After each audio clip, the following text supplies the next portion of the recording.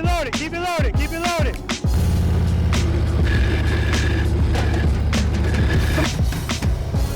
Very nice, I'm looking at the camera.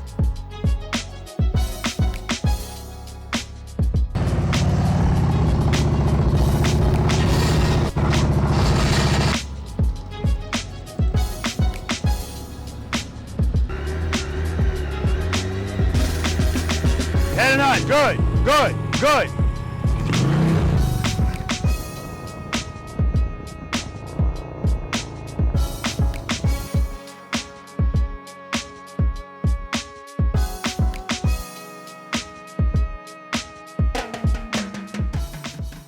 Preloaders, V.I.Preloaders, welcome back to the channel, guys. Always a pleasure to have you guys here with me. And you notice by now, or at least you should. For those of you that have been here before, you should.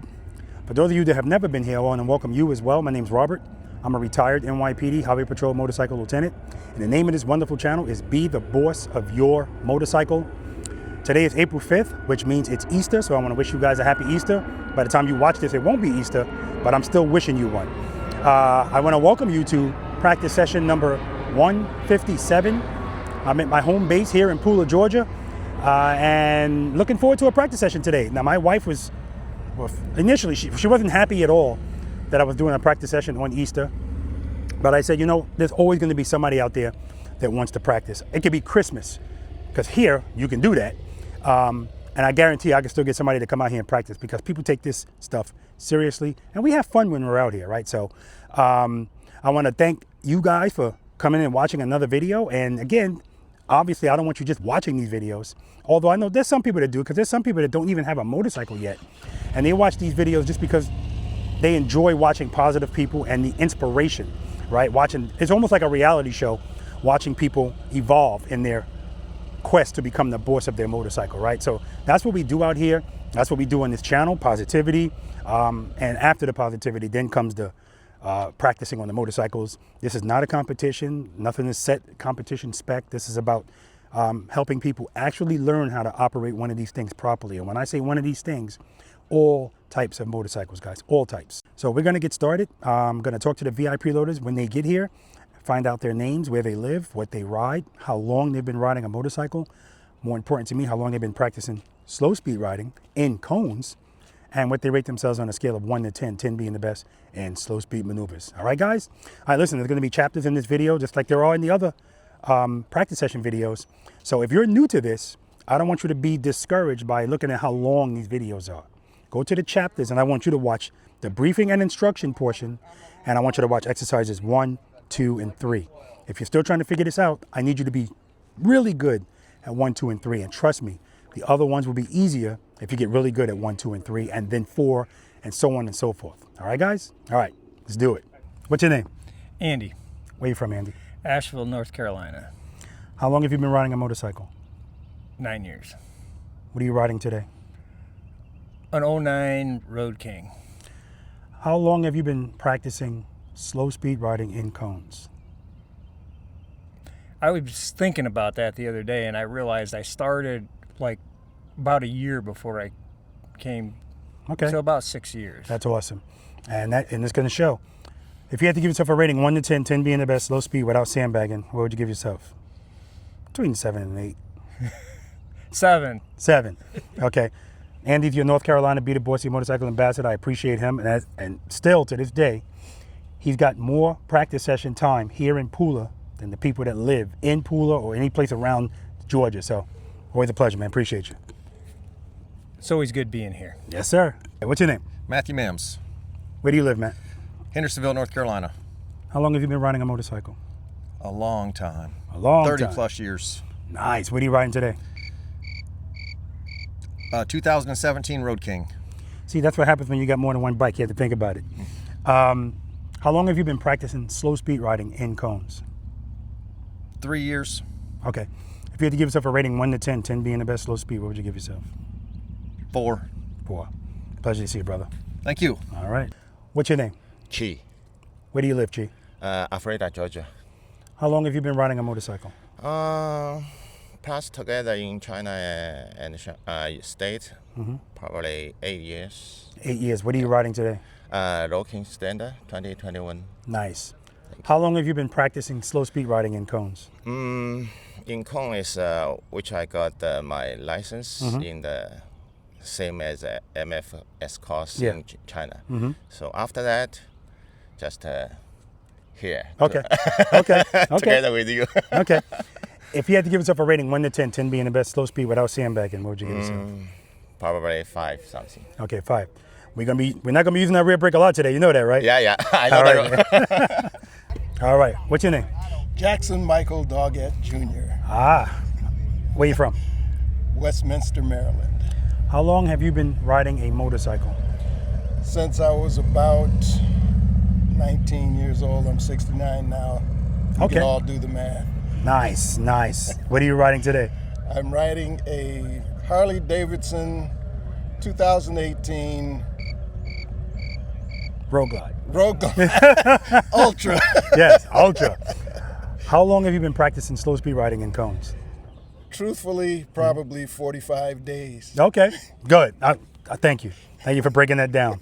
Because people say, I've been doing it for years, but if you broke it down, yeah, okay.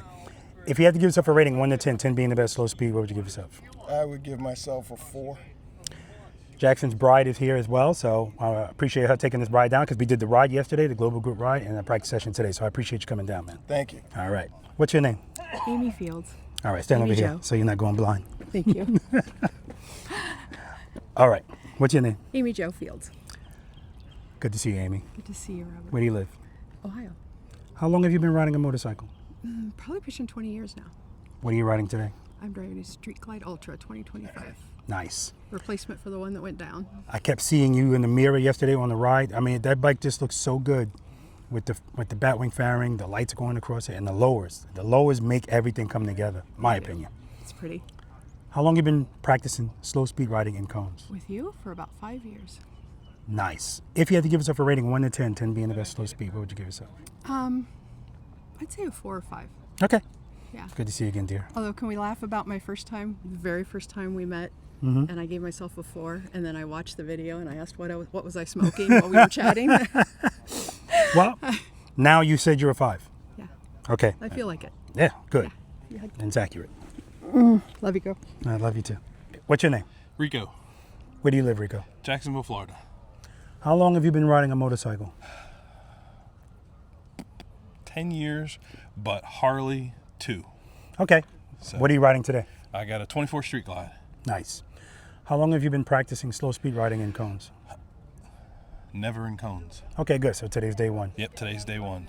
If you had to give yourself a rating 1 to 10, 10 being the best slow speed, what would you give yourself? I'd say 3-4. 3, 4? Okay. 3-4. Pleasure to meet you, man. Pleasure. All right. All right, what's your name? John Curtis, Where do you live, John? Kernersville, North Carolina. How long have you been riding a motorcycle? Since I was 16, What are you riding today? 22 Street Glide, If you had to give yourself a rating 1 to 10, 10 being the best slow speed, what would you give yourself? a 4 still. Good to see you again, brother. Thank you. I don't know about that 4. All right, guys, 1 through 9 and a bonus. Let's do it. Good morning, guys. Good morning. I'm Robert. I'm from New York. Rico started that. But I now live in Pooler, Georgia. All right. Anybody got a problem being on YouTube? No? Yeah, some of you guys are like co-stars. Like, actually, most of you. All right. Happy Easter, everyone. I said earlier, my wife was not pleased at all that I was doing a practice session on Easter. Hi, Anita. We love you. Yes. Amy says she loves you, Anita. She questioned what? If I was doing it, if it was a mistake? He's really doing one on Easter? I can't believe it. Yeah. My wife too. Listen, at this stage of the game, I'll do one on Christmas. I've learned that there's always going to be some people that it doesn't matter what other people's tradition is for doing something. If they see that and they can do it because maybe they work all the time and now they're off, they're going to be there, right? So I appreciate you guys coming out. Everybody has been here before except Rico. So every question I ask Rico, you're the first one I'm coming to. No pressure, right? Now, as I say that, I'm going to still pick on them too, because not pick on you, I'm choose you to answer a question. I don't take nothing for granted. All right. Goals. What's your goal being here today? Because you used to ride sport bikes. Right. And now 2 years you've been on this bike. Yes. And you said it's a big difference. Yes. What's the difference? I want to know your perspective. On that sports bike, it was how fast can I get somewhere? Yeah. How fast can I go? On that street glide, how slow can I keep moving? It's the slowest I can get down to and keep it moving. Gotcha. And Gotcha. right now, it's pulling in my driveway through to my garage at 3 miles an hour, and being confident that I don't have to put my feet down. Well, how'd you pull a sport bike in? I usually have to stop, get off, open the garage. Well, now I open it, and then I go as slow as I can Gotcha. into the garage. Gotcha. Because, you know, at the end of the day, I need everybody to know this. The rules don't change on the bike. People duck walk sport bikes all the time, right? Or they have their feet out like this while it's moving at a slow speed. It's all the same thing. It's still you worrying about the bike falling. The difference is catching the fall is easier because the bike's lighter. That's the only thing that makes people go, whoa, with these bikes, because it's a little, well, not a little, it's a lot heavier, right? But we know the weight doesn't matter, right? What keeps the bike up at slow speeds? Proficient power. Close enough. Sufficient power. Yeah. I know it's in there. That's all that matters. Sufficient power to the rear wheel is what keeps the bike up. With sufficient power, what does it want to do, Eddie? Maintain balance and stability. Stand up and go straight? That's right. It wants to stand up and go straight. It's synonymous with what he said. But I like these words. I'm a words guy. Stand up and go straight, because that's what we want the bike to do, right? Stand most of the time. When we're trying to turn, I'm talking about when the bike, well, even if you're leaning, but when we're trying to turn the bike, we don't want it to go straight at that point. So that's when too much power is going to fight us on that. I'm clear about that? With insufficient power, what does it want to do? Fall. So everybody's goal is pretty much the same. The umbrella is I want to be the boss of the motorcycle. And under that umbrella, I want help with my turns. I want help with this. I need everybody to know that whatever you're struggling with, exercises 1, 2, and 3 is where you need to start. And not start and just go through it and go to 4. If you're still struggling with it, keep doing it. Trust me, it's going to make everything easier to learn. I'm not saying once you get that, everything's going to be like this, but it might, right? We don't want to put the cart before the horse. Do you know what preload and keep it loaded means? Yes. Do you know the 5 stages of the friction zone? Have you heard of it? Just recently. Okay. And believe me, about 6 months ago, here in 2-1, everyone knows 0. Yeah. And I'm learning 2-1 Yeah. right now. That's Yeah. what I'm working on. Okay, good. So that means you have a general idea of what it is. You know the 5 steps I want you to follow before you move the bike? Yes. What's always step number 1? Cover the rear brake. Nope. Make sure it's in first gear. That's right. First gear. What picture did you just put into your mind to get that? Because I saw you going, Yeah. what's the picture that you thought? Well, I stop it before I stop. I just like to see how people's brains work, right? We know it's a box. Yeah. So if you ever forget, it's a box. Make sure it's in first gear. What's step number 2, Eddie? Make sure the bike is covering the rear brake. Cover the rear brake. Step number 3? Rico? John? Preload. Yep. Preload, keep it loaded. Preload and keep it loaded. Step number 4? Matt? See, I told you I was going to come to some people. Yes, but we got more specificity with that. Let the clutch out. But before we let the clutch out, what are we going to do to the clutch? Because we're starting at 0, right? Find out where 1 starts. Really find out where 0 point something starts, because we don't need to be at 1. As soon as that bike starts to move a little bit, pull it right before that. That's how I want you to start. Yeah, all the time. And then you're going to open the clutch into stage 1 or stage 2, right? Step number 5, Amy? She said, as soon as the motorcycle starts to move, pick your foot up. As soon, okay? Except on exercise number 3. Except on exercise number 3. We'll talk about that when we get to that. Does everyone know the push-up penalty? Do you know the push-up penalties? Yes. You know, I apologize, because you guys know by now I bought something for you. Because I care about you. Nothing but love. Okay, so now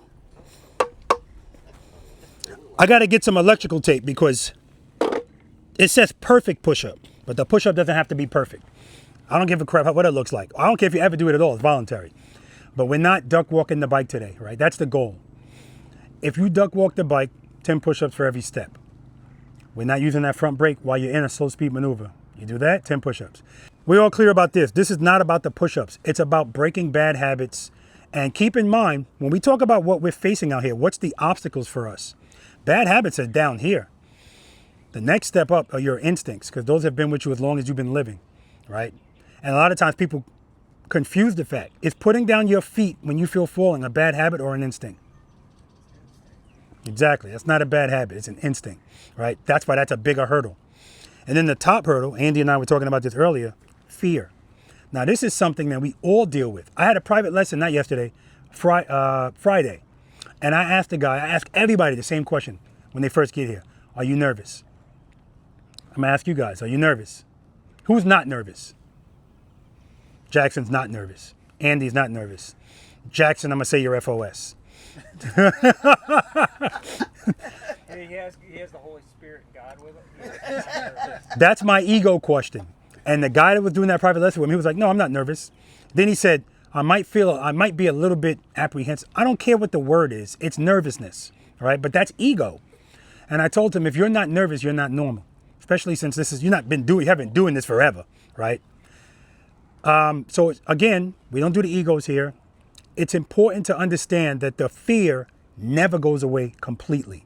If that happens, there's a screw loose, right? Because what we're doing out here on the bike, it's on two wheels. It always wants to fall at slow speeds. That's why the challenge is called Be the Boss of Your Motorcycle, because at slow speeds, you have to be the boss to keep it up. And that's what this is all about. But because we're not robots, sometimes you still make a mistake, even if you got this down, because we're pushing limits. So if you say, I want to get my goal is a 20-foot U-turn, and now you finally get that 20 feet, you should be good, but most people go, now I want 19, now I want 18. So you're always kind of pushing the envelope. And again, it's not a big deal. How do we tighten that turn? Lean more, slow down more. If speed was an issue, lean more, turn the handlebars more. That's all it is. But if you're fearful to do it, you're not going to do it. So with that being said, anything I'm asking you guys to do today, if you're not comfortable doing it, it doesn't matter what I say. Your comfort is always going to supersede everything else. But that's why I need you guys to be comfortable being uncomfortable. Challenge yourselves, right? Now, again, we all learn differently. We all have different fear levels. So if you're not doing something somebody else is doing, I don't want you to feel any sort of way about that out here, right? It's just not, you're not holding anybody back. None of that happens out here, okay? And to be very clear, if I ever heard anybody say something even remotely disparaging about somebody trying to get it, I'd ask them to leave, right? Because we just don't do that here, right? But you'll never see that because everybody is just so positive and so helpful. So don't even worry about that, okay? So with all that being said, the first 3 exercises that we're doing, they're designed to make you feel discomfort, right? I was watching Matt earlier. I'm glad I saw him doing it, practicing stopping, start, stop. Was I seeing things? Or that's what you were doing? Yeah. He was going way too fast. But this always happens if I leave you to your own devices. Because if you're alone, you're going to do just what's comfortable. And you're not going to go if you go past it, it's not going to be by much. That's the benefit of having somebody there with you. So if you're going to do that exercise where you're stopping and starting, if you can't record yourself, have somebody there with you. But at the end of the, I guess we'll talk about that when we get to it, because that is now exercise number 2. I switched that, okay? The first exercise is going to be the slow ride. All right. Do I have power if I have my clutch all the way to the grip? No, Rico? How about if I open it that much? No? Think about your bike. About right there, right? Okay, good. So this is some travel. That's why I want you to start here. I don't want you to have to deal with that travel, okay? Now, as I say that, I'm going to ask you guys, don't baby your clutch today, all right? If I ask you for a 2, I want the bike to go like that. I want to see the 2. I want you to feel the 2. Now, most of you guys, this is not an issue, but for a lot of people, that feeling is concerning. And so because of that, you baby your clutch. Let me get my bike. I don't know why I didn't bring it over here. I'm going to show you guys something just for perspective. So we talked about the fact that the bike always wants to fall at slow speeds. So if I stand up, Rico, how relevant is your balance to keep the bike up at slow speeds? 100's a lot, 50's in the middle, 0's none. Probably 40. 40. Matt? What's the question? How relevant is your balance to keep this bike up at slow speeds? 100, 50, 0. My balance? Yeah. 10. Eddie? 0? 0% relevant. What keeps the bike up at slow speeds? So your balance is irrelevant. I had somebody try to give me some back and forth on that. This is not my opinion, right? And we're going to talk about that later on in the day. It's physics, right? Power is what's keeping it up. That's why step number 5 is, as soon as it starts to move, pick your foot up, because you don't need your foot. You don't need balance. Now, if the bike's not moving at all, now sometimes we come to a stop, then you start doing this. Now your balance is slightly relevant to keep it up, but it ain't going to last long on this, right? Because it always wants to fall. So if I take my hands off the handlebars and try to open my legs, immediately it's going to start falling. But sometimes, see, sometimes the balance works out, but eventually it's going to stop working. That's what's going to happen if you baby your clutch today. If I ask you for a 2 and you give me a 0.75, you're going to start feeling falling immediately.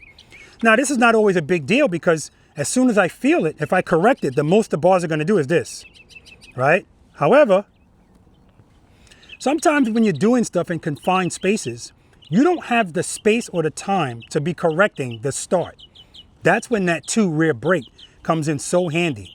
Because if I give it a 2 and brake, the 2 stood it up, but the brake kept me in control. What does the rear brake give us?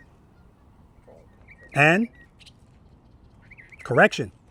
Correction and control is what the rear brake gives us. Well, what's the correction? The correction is if I give more clutch than I meant to. Doesn't matter. That's why we're always covering the rear brake. 2, rear brake. 3, rear brake. 4, rear brake. It's all going to be the same, right? Again, I'd rather you feel this than this. Now, again, this only happens when we start getting into confined spaces. So I'm going to let you all know today, when we get to exercise number 4, I usually tell people you can start wherever you want. Well, I got to see how Rico does first.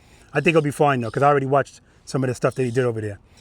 All of you guys, I want you making that turn from the line, because that's where you need to be anyway. But I'm also paying attention to the crowd I got here, so I know that's not going to be a problem. And if you go, oh, crap, I ain't trying to hear that, right? I've already learned I pay attention to what I see, not what I hear. Everybody is their toughest critic, but I've watched you all. I already talked to Chi. Chi knows when we get to certain exercises, he's not using his rear brake. Andy and Matt, when we get to 4, I'm going to stand right there for them to turn by me. Yeah, you know, so everybody's working on something, okay? But it's really all the same stuff, okay? Be clear about that. All right, stage 2.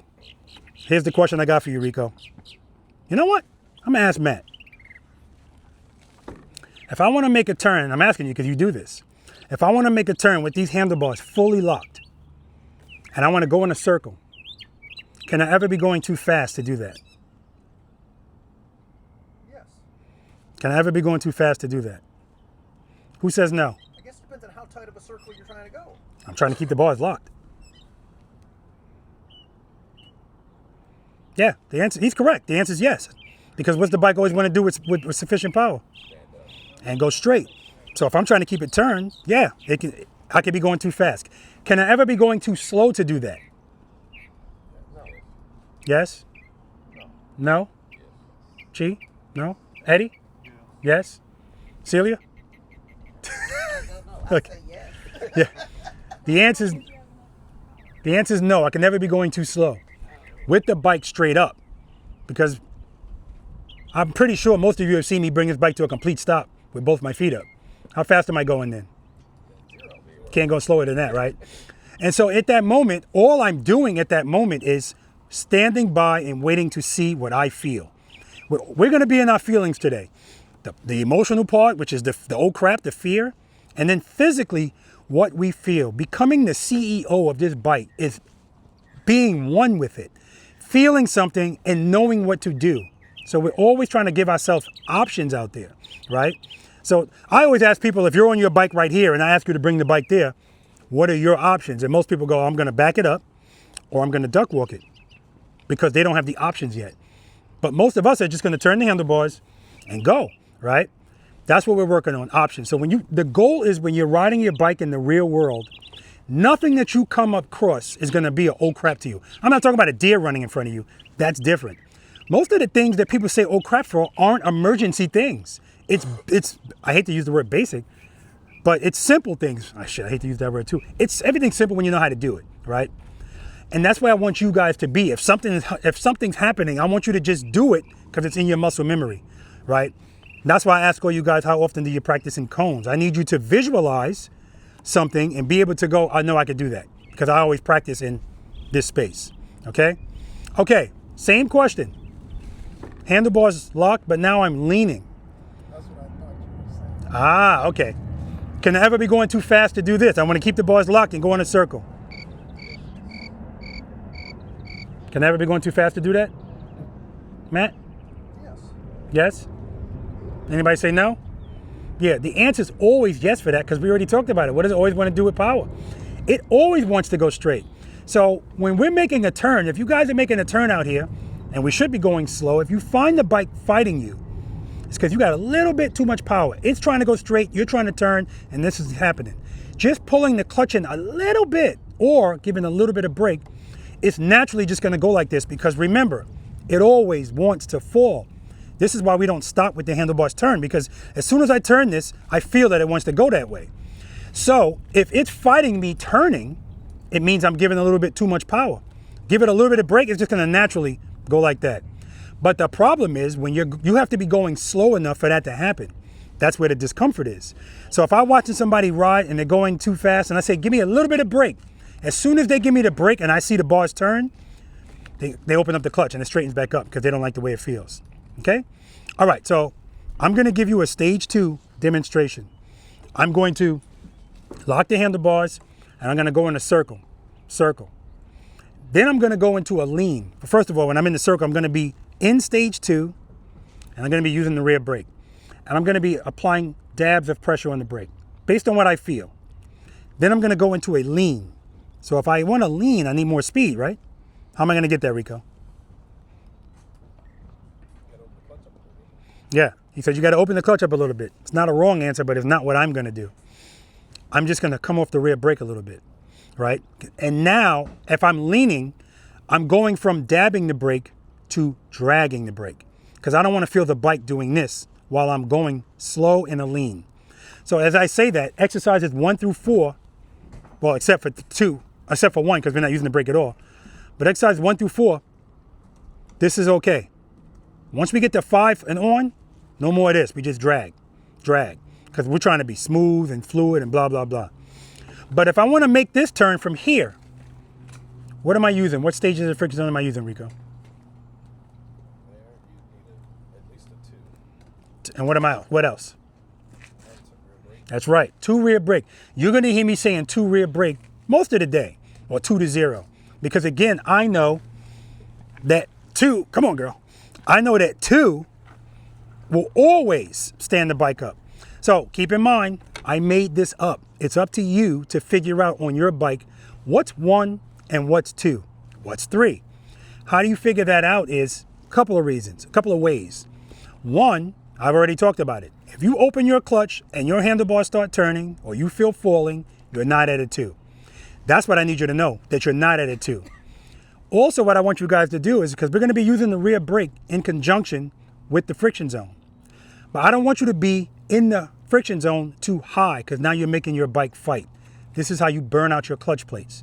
So to gauge that, what I want you guys to do it all throughout the day.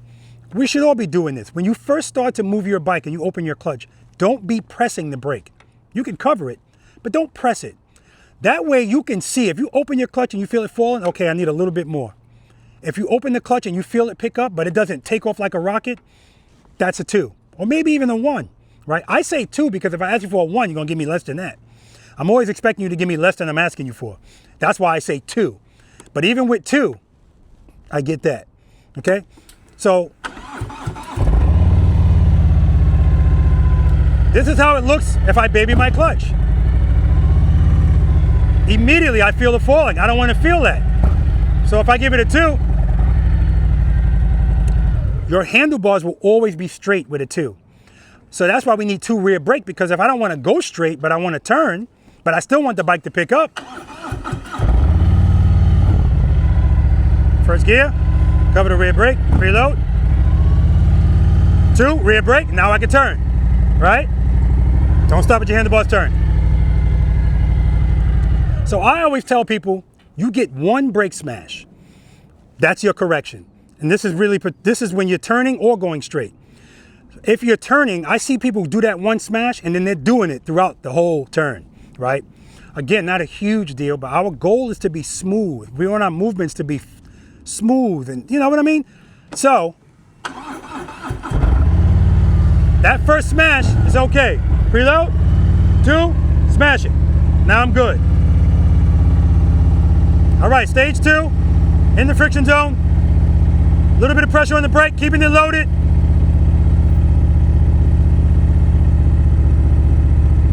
Still in stage 2. Right there, I just took some pressure off the brake.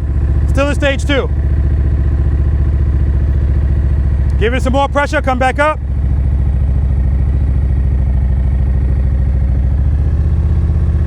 All right, now this is no brake. So now my clutch is 2, 1, 2, 1, 2, 1, 2, 1. Go a little lower. 2, 1, 2, 1. Rear brake. Friction brake, straighten out, clutch, clutch, clutch, clutch, clutch. Smooth stop. Go. Back to the no brake. I was gonna get into that, but go ahead. Okay, so 2, 1. So the 1 as you're leaning and you're going, and then to pick it up, and not picking up, but you're still going in the circle. Yeah. And you're just. So I'm gonna tell you exactly what I'm doing. If I stay at 2, it's gonna give me a little bit too much power. Now, if I got infinite space, no big deal. I can stay at 2, I could be at 5 and just go in a big circle. But if I'm trying to keep that lean, I gotta go down to 1, but right back up to 2. 1 is just I'm regulating my speed. 1, 2, 1, 2, 1, 2, 1. So the 2 is making sure I stay up. Going to the 1 is making sure I don't stay too fast. So that's why we use the rear brake. So I don't have to worry about this, right? That's the control part of the rear brake. If I can keep my clutch at 2 and just drag light pressure on that rear brake, that's my control. Now I could do that forever, right? Forever, because I'm using my foot to control what happens based on what I'm feeling, right? And it ain't gonna be that much movement, because once I find a good spot, my goal is to try to just hold it there, right? And that's what I'm always trying to get people to do. But the problem is anytime anybody feels any type of falling, this is, it's like this. That's why we do exercise number 1, where I want you to feel falling in 1, 2, and 3. I need you to start normalizing the falling feeling and realize it's not a big deal. I'm right before power. So or sometimes I'm in power, but if it's not enough, moving this much fixes it. As long as I do it as soon as I feel it, right? And if I don't do it as soon as I feel it, that's me trying to do a drop and a catch or a throw and a catch. Well, if I'm doing that on purpose, right? But the point is, don't give up, okay? All right, so we know what a 2 is. I want to see the bike do this. Now, Robert, what if I give a 4 by mistake, right? I didn't want to give a 2, I wanted to give a 4. Because this is what people are worried about. That's why they baby their clutch. Preload. No matter what you give, your brake's gonna win, right? No matter what you give, the brake's gonna win. So you could be at a 5. 5 rear brake is still gonna result in you stopping that bike. It may not be as smooth as the other one, but you're not gonna hit anything, all right? Okay, any questions about any of that? Okay, what's my definition of a smooth stop, Matthew? Not diving the front end. Mm-hmm. What else? Rico? Your foot doesn't come down until the bike is completely stopped. Yeah, but it's how it comes down that's important. Make the sound, Andy. Bing. Bing. That's the sound. Come down nice and smooth, or heel toe. So I was working with Andy and Matt over here. We were doing some curb exercises, and they would come around, and when they would stop, I would hear their foot go, because it's all kind of grit and stuff over there, right? And it's the kind of grit that if I didn't pay attention, I didn't even see it. That's why I'm so adamant about stopping this bike smoothly, because if that happens, that's how we get hurt trying to catch this damn thing, right? So, with that being said, I'm gonna ride the bike up. I'm gonna stop right here, think about those parameters, and I want you to rate my stop. I'm only talking to Rico. Rate my stop, okay? 10 is great, 1 is terrible. First gear, cover the rear brake, drop, catch.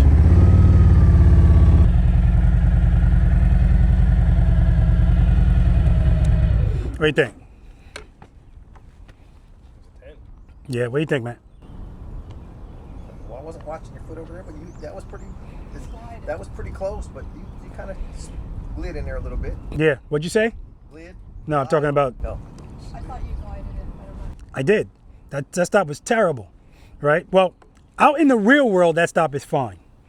But for here today, I don't want that. When I understand that. You look like you did it perfectly. I don't see where you glided. I'm gonna tell you why. I glided into the stop, meaning my clutch was in the whole time.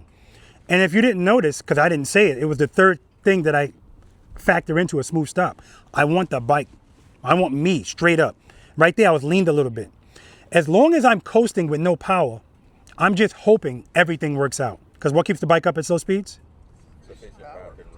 When is the bike going its slowest? When is it going to fall the most? The very beginning of the start, that's why you feel falling. That's why people keep their feet out. And the very end of that stop. So if you're coming in, and I always ask people, how'd that stop feel? Oh, it felt great. That means you're doing it wrong. Because you didn't have to do anything. The bike did it all for you. So today, I want you to purposely slow this bike down so that you need to be involved. I want you to have to be involved in every stop. Once you get that and you start doing that, you're gonna always stop like that. And if they were stopping like that over there, they wouldn't have got that, right? Plus, When I heard you say you heard that noise, I thought you were going to get the broom, dude. yeah, so how do we attain that, right? We got to give power. Now, this is the part that's counterintuitive. And for the life of me, I don't understand why more instructors aren't teaching this, because this is not my opinion. It's physics. If I know that at the end of the stop, that's when the bike wants to fall the most, the answer is not put both my feet out and grab the front brake and have this stop like this. We were talking about this yesterday at the gas station about riding two up, and you could get used to anything. People normalizing the passengers, helmets hitting and all this kind of stuff, because people's inputs into the bikes are so choppy. If you're riding by yourself, that's fine. But once you get a passenger, you need to learn how to shift the gears, and then between shifts, slowly open the clutch. Don't just open it like this, because then she's like this, she or he, whatever. Okay? So I'm gonna do this stop again, this time, because I'm also coming down a hill. That makes it easier too. But when you start going up a hill and it's time to stop, what are you gonna do, right? And the problem with the glide is eventually it's gonna run out. That momentum is gonna run out. So what people do is they try to hold the momentum as long as they could until, guys, they try to hold the momentum as long as they could, and as soon as they feel the momentum starting to run out, time to stop. That's you letting the bike dictate when it's time to stop. You need to be in control of that, okay? All right, so now I'm gonna do that again. First gear, cover the rear brake. I got the clutch in, clutch in, clutch in. Now I need power. Clutch open, that's stage 1.5. Now I pull the clutch in. The clutch stays open until my foot's on the ground. But as I'm stopping, we already talked about it, the slower it goes, the more it wants to fall. So if I go into stage 1 and that fixes it, good. I'm just gonna keep braking.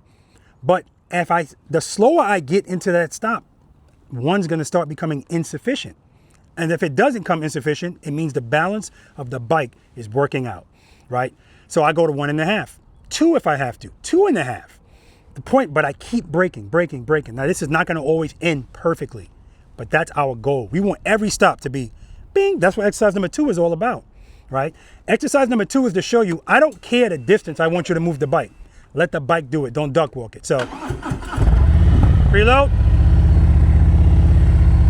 Right? It doesn't make sense to duck walk the bike. Let the bike do it, but that's why I'm on the rear brake. But in that short distance, I'm not gonna baby my clutch because I don't have space to try to fix stuff. 2, rear brake. Okay, we good about that? All right, any questions on any of that? First exercise, the slow ride. Who's unfamiliar with the slow ride the way we do it? Okay, good, we'll break it down. Actually, I can stay right here. We're gonna be starting at these cones, the tall cones, going in that direction. The cones are not really relevant in this exercise. I want you to start with a 2-0. Now, as I say that, I want you to pay attention. Somebody's gonna start and the bike's gonna go like that. No rear brake. No, I don't have to say no front brake, no rear brake. I'm gonna be walking backwards. Do not pass me. Now, if you give me a 2-1, you're gonna pass me. It's 2-1. And then I want you to work it out. Now, it's not you being sustained, and I don't want you in the friction zone. I'm saying 2-1, I'm sorry. 2-0. 2-0. And then what I want your first line of defense is counter steering. That's what I want you to do first, just like we used to do on the bike, counter steer. For as long as you feel comfortable. And then when you need power, 1-0. Not 1-0, 1-0. Again, what I'm trying to get you to do is feel the sensation of falling, first doing this, and your level of comfort is going to be determined by how much you turn. Because I see some people, as soon as they do this, clutch. Because motorcycle riders work straight and slight turns, that's it. Work it out, work it out, work it out, and then when you need power, 1-0. That's to show you your brain is slowly being trained, not only that falling equals clutch, but I don't even need a lot of it. Oh, crap, oh. And that little 1 is gonna give you a little bit of momentum to go back to 0 and do this.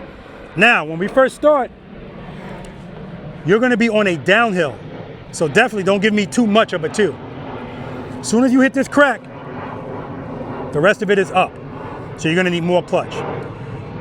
If you're right next to me while I'm walking backwards going up, I know you're in stage 1. I don't want you in the friction, I want you at 0.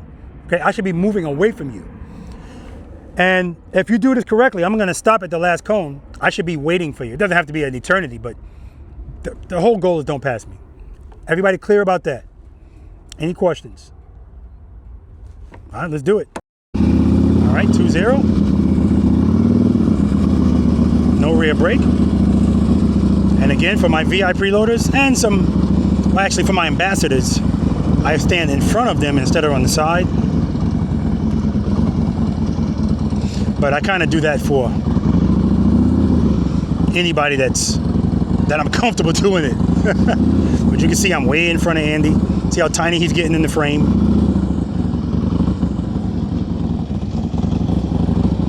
Beautifully done. See how long I'm waiting?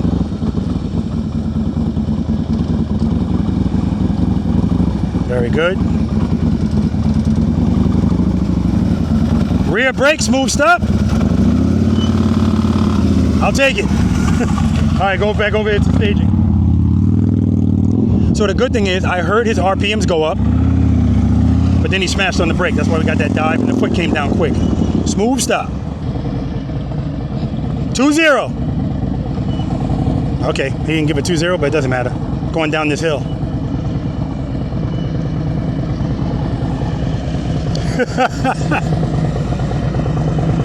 You're good. All right, you should be at 0. You're in the friction zone. Because we're going up the hill and I see I'm not moving away from him. Rear brakes, move, stop. Yeah, the reason I knew you were in the friction zone because we're going up a hill and I'm right with you. 0, 1-0. Okay. Yep, see the falling? So that's not a 2, but it doesn't matter. Because he's good.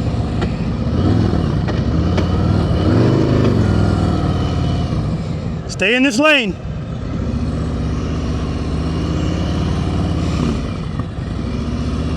I don't want them to use all of this space because this is not about, There we go. That's what it's about right there. I just want to feel falling. Give clutch, close clutch. Give clutch, close clutch. That's what this is. Good. All right, rear brakes, move, stop. Friction brake. Yeah, okay. Now you see how it dove? We'll talk about the stopping later, but that's because you pulled the clutch all the way in. All right. Oh, you could have started it while it was rolling. You were good. Yeah, his bike stalled, but he could have actually started it right there. He didn't have to stop to put his feet down. Good, Eddie.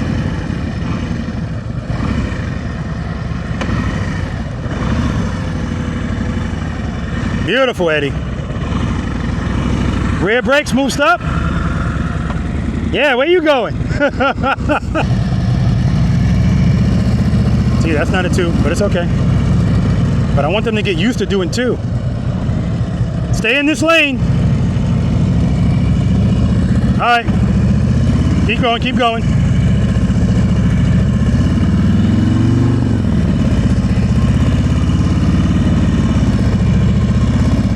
Good, good. See how his bike's almost stopped right there? He's going up a hill. That's how I know that you're giving me a 0 instead of being sustained in the friction zone. We're going up a hill. Shouldn't be constantly moving, not freely. All right, rear brake, smooth stop. All right, good job, man. Nice, that's a 2. So his bike jump up like that, that's a 2. Make sure you keep it loaded.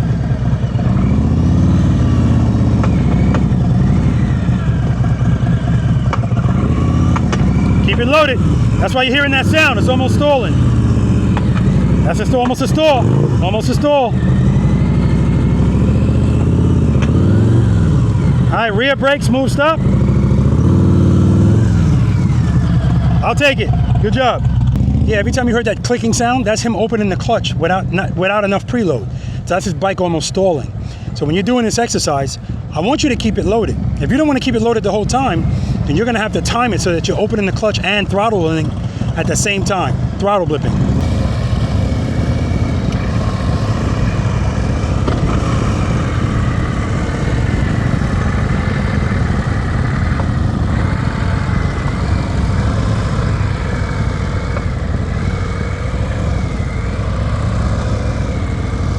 All right, not bad. Of course you passed me, but not bad.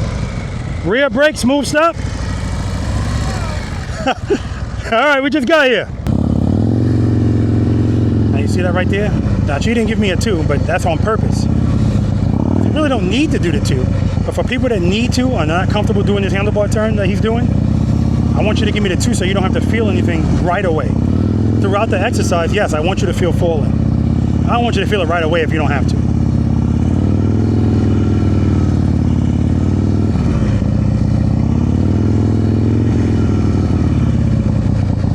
Smooth stop, friction brake. All right, good job, man. All right, guys, we're gonna move on to exercise number 2. It's now number 2, smooth short starts and stops. Me having them stop at the end, we're gonna talk about that. And we're gonna talk about that exercise first, and then we're gonna do it. Tell me about that. Your practice is real. Hold on. Always save that because I want everybody to hear it. Okay. Go ahead. No. It's when I go ride. Uh-huh. Like you said, I've gone to the, once I started watching, I went to the parking lot and tried to do it myself without cones. It ain't the same. Yeah. You make too many mistakes, and then I got a little frustrated. Then I do something good. Yeah. Then I get a little frustrated, do something good. And then 30 minutes, I said, I'll wait till you do this. Yeah. I've been waiting. So, all right. The first thing I want to say, I apologize, I didn't say it earlier. Be patient with yourselves. Don't get frustrated. Right? You told me today is the first time you're doing it in cones. Yeah. It's day 1. So don't get frustrated, right? That wasn't bad at all. Chi, excellent. But I know he's like, come on, dude. Yes, but it's excellent, and he's not even close to me. But whenever you guys are going up this hill, there's no way I should see your bike just constantly moving like this. That means you're staying in the friction zone. I want you at 0. I need you to feel discomfort. As long as you stay in, even if you stay in a little bit, that's comfort, right? Because the bike is keeping you up. I want you to feel that and then go boom. That's what Matt was doing. That's what Andy was. I mean, that's a whole nother level, right? But at the end of the day, you don't have to be going that slow. But when you get to that uphill, I shouldn't see your bike just going same speed, because your clutch is supposed to be at 0. Okay? Yeah, exactly. Okay? All right. But everybody understands that.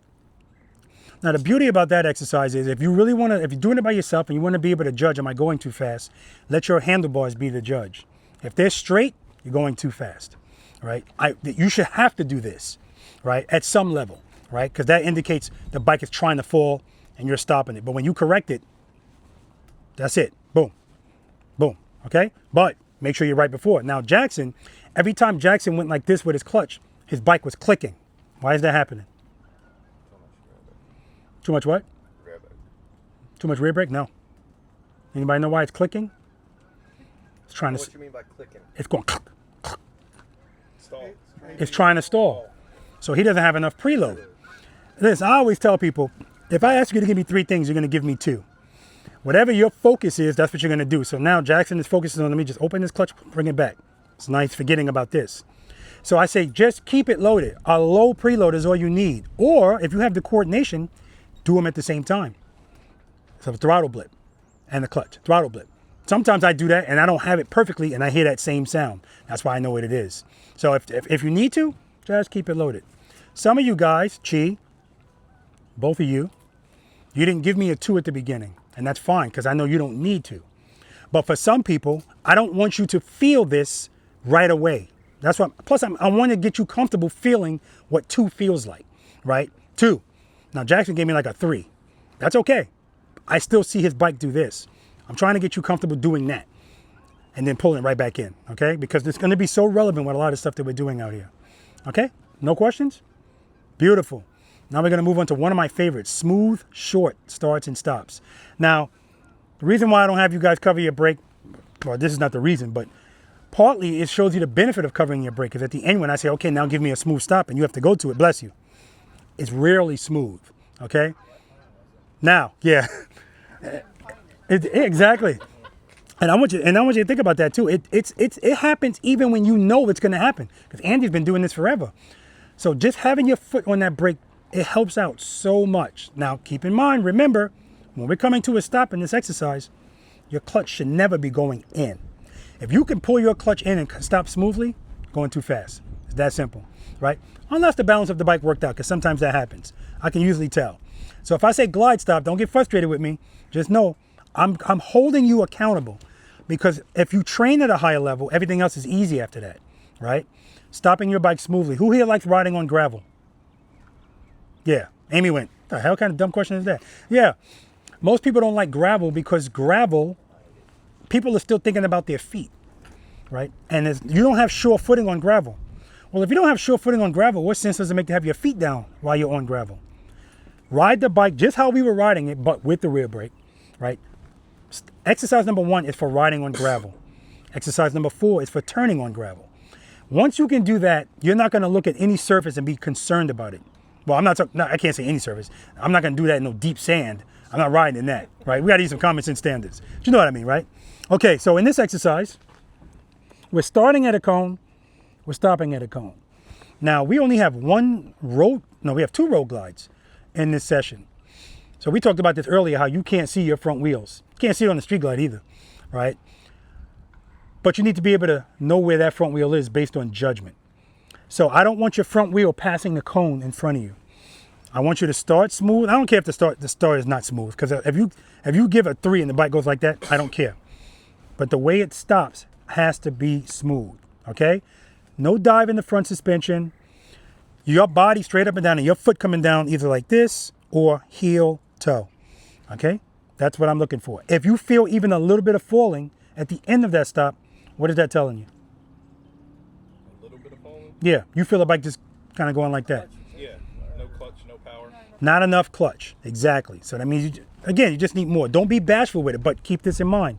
If you give more clutch, you have to give more brake, because the brake has to win, okay? I'm not worried about you making the bike fight at the end of a stop. That's milliseconds. So I don't care how much you got to open it. Smooth stop, okay? It's a finesse thing too. Questions? Not finesse the challenger. That's right. All right, let's do it. All right, guys, coming to a smooth stop, and I'm gonna talk to Jackson about something based on something I just saw. Friction brake, clutch, clutch, clutch, straighten out.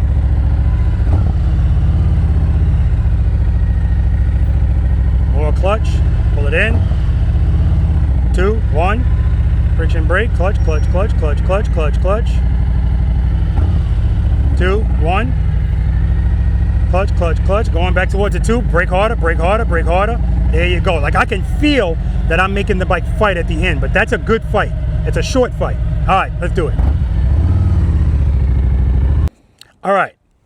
Now, I didn't ask Andy to do that. That was actually very impressive. He's basically making you do exercise number 4 with the grass in front of you. Not bad at all. Now, Jackson, this is the perfect example of what I'm talking about when I say I want you to get a feel for what stage 1 and stage 2 sounds like. Because right now you're pulling out and your bike is, right? So you're giving me a high number on the clutch, but then you're giving me the brake, and that's fine. So that's letting you know you don't need that much clutch, right? So I want you to, no brake, preload, right before power, open, close, right? Open, close, right? That's gonna let you start feeling, this is all I need. So if I do that, open, close, now I can turn easier, right? All right. North Carolina Ambassador.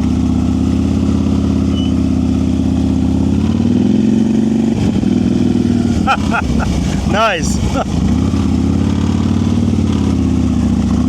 Now, if he's not going slow, that can't happen. Nice. That crack on the ground always messes people up. Well, it affects them one way or the other. Clutch, clutch, clutch. Nice, Andy.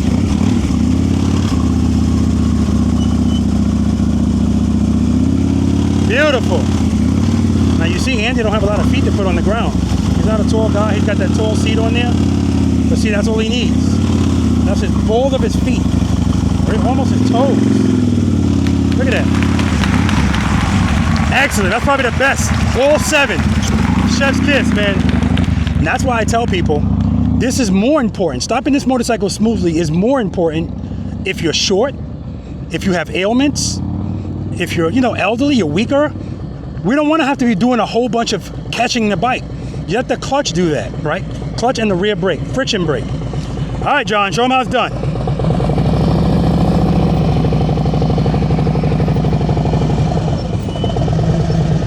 Beautiful, welcome back. John is on and off with this exercise. A little bit too much speed, just a little. Reload. Good, good, good. All right. A little bit of a glide. Too much speed. It's all right. Good. Brake, brake, brake, brake, brake. Clutch, clutch, clutch, clutch. Yeah. Now see, right there, you got it down to the speed I wanted. Then you let it speed back up. Just keep braking and open the clutch more if you need it. We don't need speed. We need power. Good. Friction brake, brake, brake, brake, brake, brake, brake, clutch, clutch. All right, a little tiny glide. We'll talk about it. And that's the misconception. People think speed. Speed's always the answer. And I get it. But no. Clutch, right? Friction brake. The power is keeping it up. That's the stages. That's what it's for. Good. Too much speed. That's a glide stop. Your handlebars are straight the whole time. Reload. All right, it's better, but you see how foot's coming down fast? Give me more clutch at the end. Preload. Smooth stop, friction brake, clutch, clutch, brake, brake, brake, brake, brake, brake, brake. Better, much better.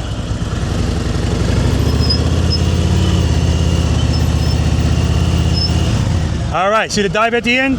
Plus, don't make your bike fight. Your bike is sitting every time. What that means is you're opening up the clutch and you're already on the brake. You're making it do like that. You don't want that. Let it open up without brake, then start braking. Preload. Good, braking, braking, braking, braking. Too much speed, too much speed. Preload. Good, start braking, braking, braking, braking, clutch, clutch, brake, brake, brake, brake, brake. No good, you know why? You pulled the clutch in on the stop and it was still smooth. That's showing you momentum did that. All right, we'll talk about it. This is such a finesse thing, right? It really is. Because that stop was smooth at the end. But I watched his clutch hand pull in while the bike was still moving. If you can do that, it means you're going too fast. Or the balance of the bike worked out. But in that case, it's going too fast. You don't need to be going too fast to be going too fast. It's a glide stop, Eddie. Friction brake, slow it down, slow it down, slow it down. Yeah, see? That time you slowed it down like I wanted and it started falling. Slow it down, clutch, clutch, clutch. All right. Slow it down. Good, clutch, clutch, clutch, clutch, clutch.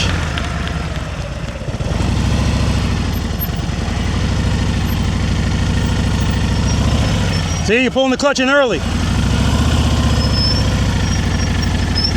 Foot down, clutch in. That's a glide, that's a glide. See what I mean, guys? It doesn't take much. That's why I give you a definition first of what a smooth stop is out here to me, right? It's all of those things, foot down smooth, not leaning, not falling, but also I want you in the friction zone. I want you doing it, not the bike. Friction brake, brake, brake, brake, brake, brake. Too much speed. Preload. Foot up, good. Start braking, brake, brake, brake. Slow it down, slow it down, slow it down. All right.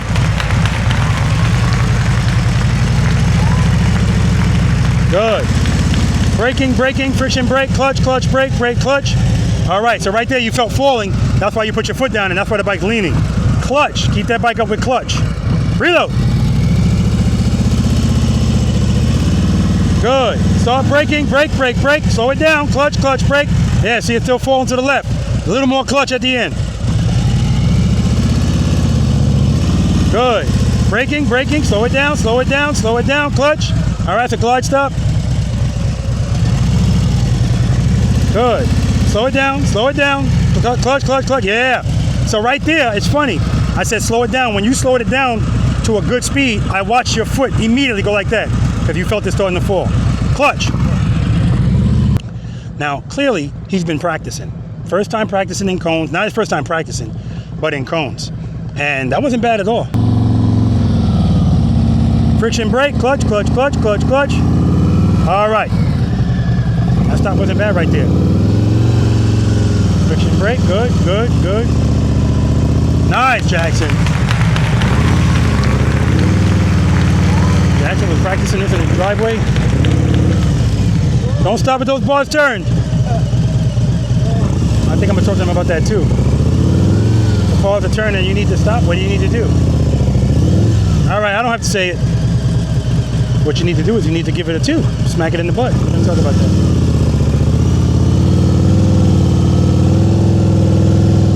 All right, so right now, you're doing this to the brake. When really the braking should be progressive, right? If that bike is doing all of that, it's gonna be very difficult to stop smooth. Reload. Braking, braking, braking, braking, braking. All right.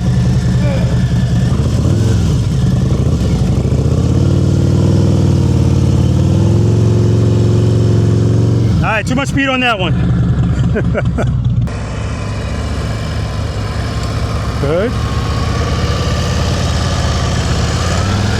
That's a glide stop, Amy. Too much speed. Too much speed. So this time I'm gonna talk you through it. Let me just let you do it. As soon as you start moving, start braking. Good, start braking. Good, keep braking. Clutch, clutch, brake, brake, brake, brake, brake, clutch, brake. Much better, much better. Yeah, she said it felt better. Good, start braking. Brake, brake, brake, clutch, clutch, brake, brake, brake, clutch, brake, brake. All right, so now you're not giving me enough brake at the end. That's why you're passing these cones. Good, brake, brake, brake, clutch, clutch, clutch, clutch, brake, brake. Okay, good job. Good, slow it down, slow it down, slow it down. Clutch, clutch, clutch, clutch, clutch. Too much speed at the end. That's what's making it difficult to stop smooth, that little bit of speed. Good, clutch, brake. Woo! Perfect! Oh my God. I watched how she started and I said, I'm not gonna say anything. Let me just see what she does. I want her to do it based on what she's feeling. The problem with that is what people are feeling a lot of times is the comfort they're feeling is because they're going too fast.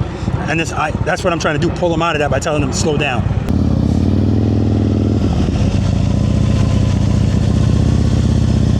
Don't stop at those bars turn, Chi.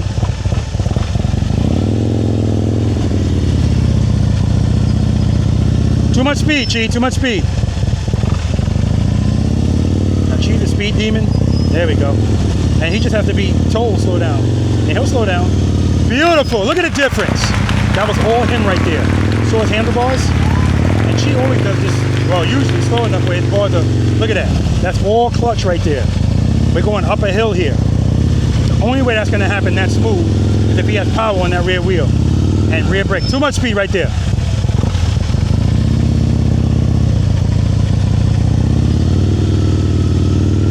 There you go, good job. And you notice right there, and it was like very deliberate too. His foot came down and I just saw him snatch the clutch in. So it's, trust me, you need that power at the end. That's the only way that stop's gonna be that smooth. I'm gonna talk to him about that and then we're gonna move on to exercise number 3, trust and believe. Traction brake, clutch, clutch, clutch, clutch, clutch. Clutch in. Any questions, comments, concerns? Don't take complaints. Was I not doing the clutch right again and the brake? When I was doing You're not doing the... So the funny part about that is, that's why I wanted to talk to you guys about this. If I let you do it on your own, you're going to really think, man, I'm going slow. That's why it's bizarre to you to hear me say you're going too fast, right? Because that's your comfort. You're going by your comfort. But I'm going by your bike. If the handlebars are straight as an arrow, and you go from one cone to the other, again, out there, perfectly fine. But what I'm asking you to do today, listen, guys, the reason I'm such a stickler about this is you're never going to have any more control of your bike than the end of that stop. That's all on you. And if you can handle that, you could pretty much handle anything, right? But you just got to get comfortable going slow. I think I'm going to take that set right there of you doing that, and I got to chop that out and use it as my B-roll. Because the thing about Chi is a speed demon, right? He always wants to go fast. So his first one's fine. Second one, too fast. Soon as I say, Chi, you're going too fast, then he's super slow. Like soon as he starts to move, his handlebars are like this. But when he gets to the end of that stop, his handlebars straighten out and his stop is like this. There's no way he can come to a stop that smooth, especially going up a hill if he's not in the friction zone enough, right? So Jackson, one time you were trying to stop, and this happens to a lot of people because they're saying, okay, I'm supposed to stop at this cone. And so by the time you get to the cone, your handlebars are turned and you just go stop. Now that's the old Jackson. How do we make sure we stop with these bars turned? You got to smack this bike in the ass. How do you smack the bike in the ass, Andy? You bring your power up. 2. What does it always want to do with sufficient power? And go straight. That's why I want you to remember those words. If I want to make sure that these bars are straight, that's a 2 rear brake. I got to give it a 2. That's going to make it stand up, but I still want to stop. Okay? Don't let the bike dictate what you do or what happens.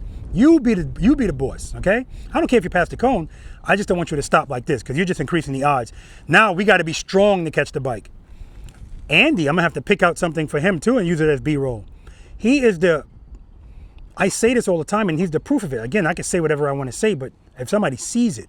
When Andy stops, because he's vertically challenged and he's got that high-ass seat on his bike, he gets this much foot on the ground when he stops.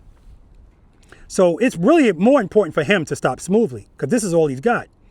And sometimes that works out, sometimes it doesn't. This time, all 7 stops. So this is more important when you're shorter, when you have ailments, when you're older, because it's a heavy bike. I don't want to have to catch this. And guys, my hips are worse than you might imagine. They're bad. They hurt all the time. So anything I have to do, putting my legs out vertically, is painful for me. So if anything hurts you, you don't want to do it. So that's why I don't want to have to duck. Like me, duck walk is not even a question. It's just painful. So me stopping smoothly is imperative. I don't want to have to deal with any of this, okay? So I'm speaking from experience, right? I'm happy that sometimes just to pick my leg, if my foot's on the footboard, just to pick my foot up to cover the brake hurts. So sometimes if I'm stretched out like this, I won't even use the rear brake. I'll do stuff brakeless. That's why I had to get good brakeless, just because it makes it easier for me. Once I get my hips fixed, then maybe I'll stop doing that. I don't know. But anyway, so John, yes, I was telling you, slow down, slow down, slow down.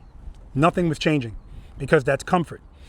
I want you to feel something. If you don't ever feel anything, you're going too fast. That's what this is about. It's about pushing you into something where you have to do it. I don't want you to just glide into it because you're already comfortable doing that. Anybody could do that. If everything works out, you could put somebody that never rode a bike before in their life and it's going to be just fine. But I wanted to get to the point where you have to, oh shoot, I'm opening the clutch, but sometimes people say I open the clutch, I should be good. The slower it goes, the more it wants to fall. So if 1 worked then, at 5 miles per hour, at 2, you're going to have to give it more. But if you give it more, brake more. Like I should see the bike slowing down. So some of you guys,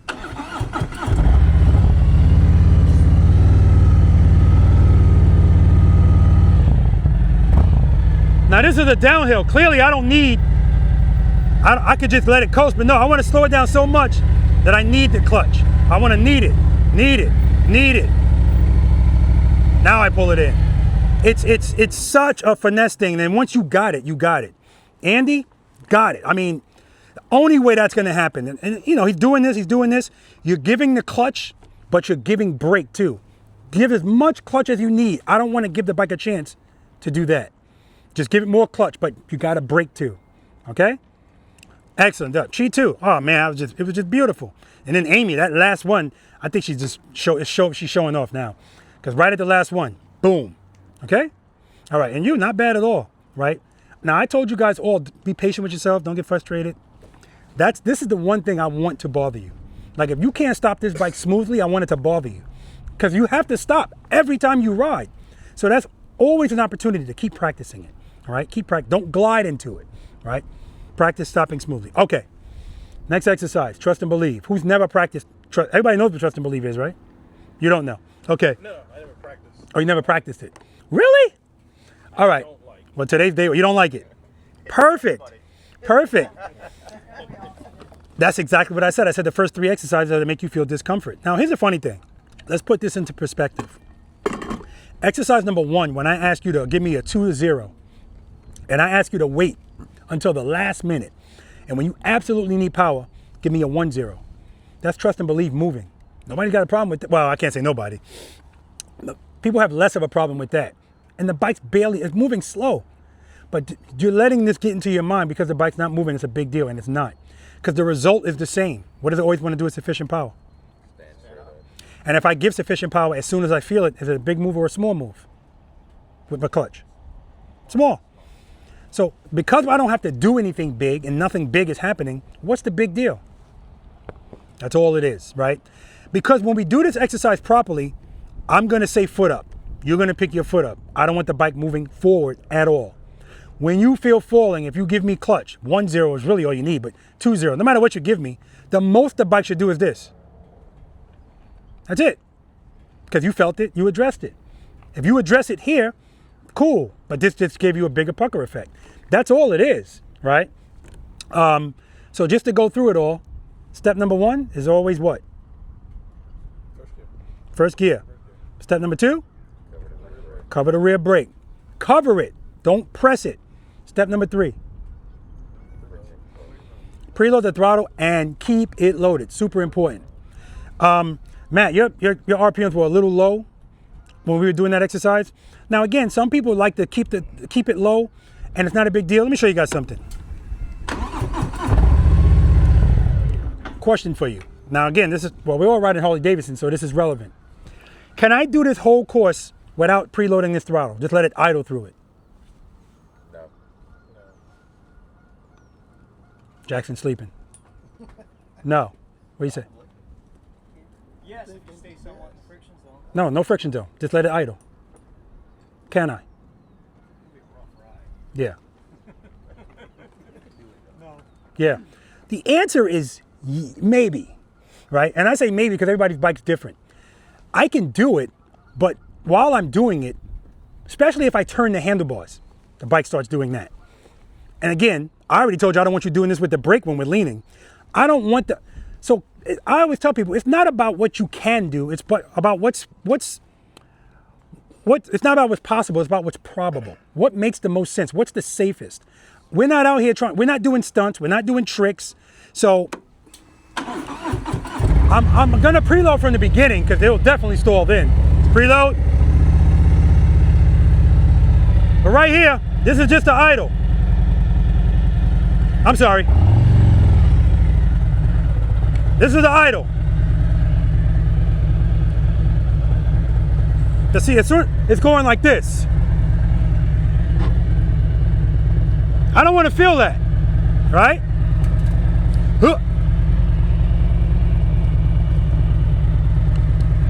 So I could do it all, but ain't nobody got, look at this, no power, no power, no power, no power. See, I can still stop smooth, that's a glide. I got no power.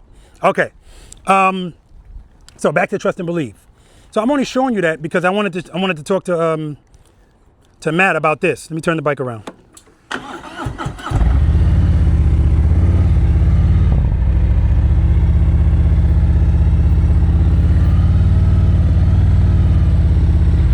Saw that right there? I'm ready to put my foot down, but I feel the bike falling to the right. So I still give it clutch but brake, clutch but brake. The clutch is just to pick it up. All right, I want you all to look at the horn.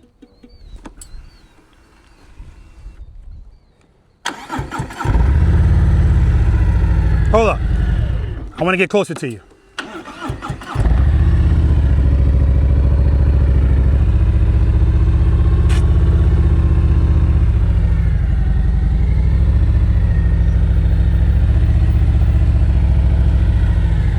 All right, now I'm going to start the bike. I want you to look at this horn.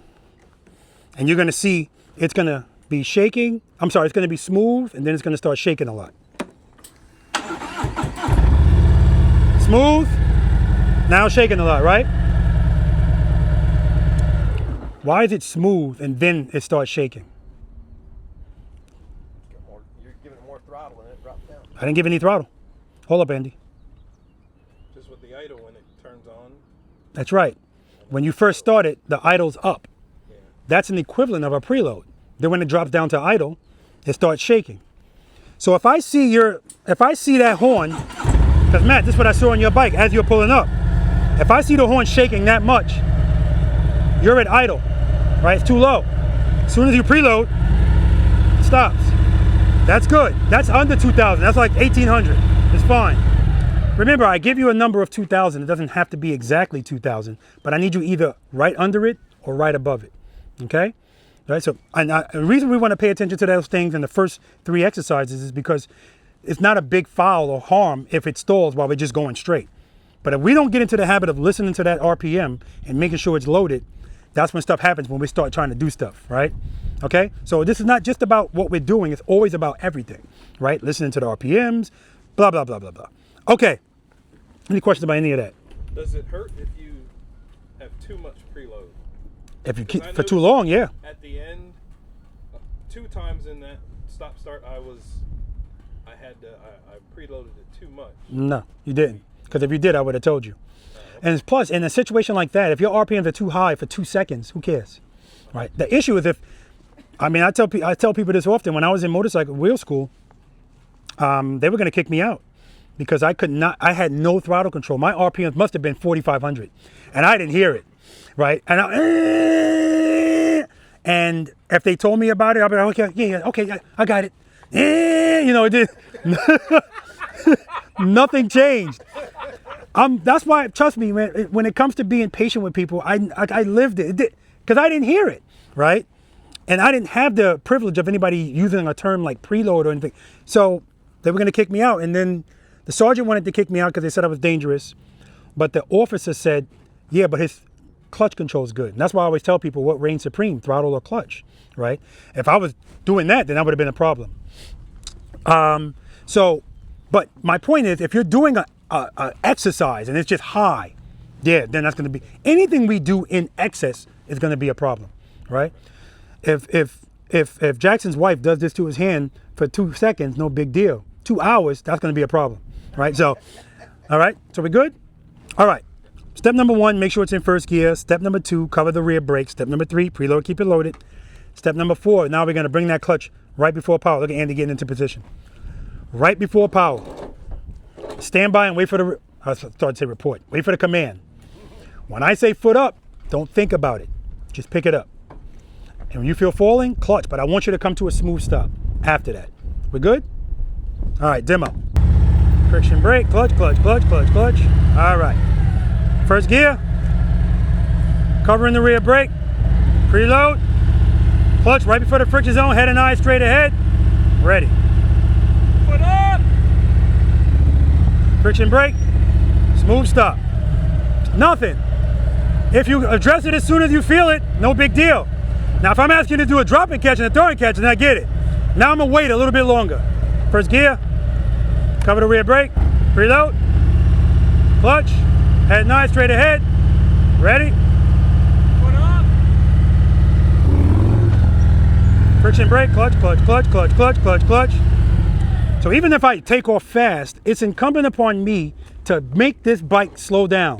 So that's me jamming on that brake. And once I jam on it, I'm not staying on it so that my stop is like this. I'm slowing it down so that now I can stop, just like we stopped over there, right? We're always gonna be stopping, or the plan is to always stop in control. We're good? So with foot up, are you hitting the brake or are you still just covering it? I'm just covering it. Now, I'm glad he asked that. Am I hitting the brake? A lot of people are. And so if I get them to open the clutch, the bike doesn't move. And they go, what the hell's going on? Because you're holding it back with the brake, right? 2, it's a 2 rear brake, right? But the first one I did, that was a 1 rear brake. Because if I address it as soon as I feel it, I don't need a 2, right? All I need is a 1. A 1 will still stand the bike up. Remember that. 0.75 will not. Okay? We're good? All right. Head nice, straight ahead. Foot up. Nice, Andy. Friction brake. See, too much speed. Coming up fast. All right. Don't forget to come to a smooth stop.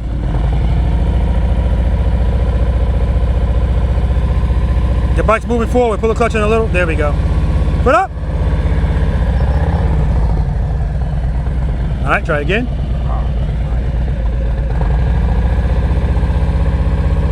Foot up. Good. Now right there, everything was fine. You jammed the rear brake. Back up. Straighten out. Yeah, everything was good. You jammed the brake while the handlebars were turned, but you're strong enough to catch it.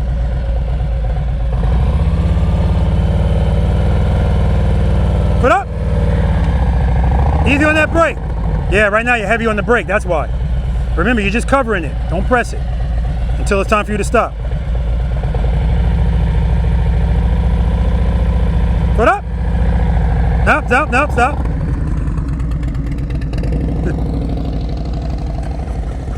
Smooth stop. Glide stop. See how it's diving? And the part of that is because you're starting without the brake, which is good. I still want you to cover it though. And then when you get right here, now you go to press it. All right. First gear, covering the rear brake, preload. Head nice, straight ahead, good. Don't forget to come to a smooth stop. Foot up. Nice, Matt.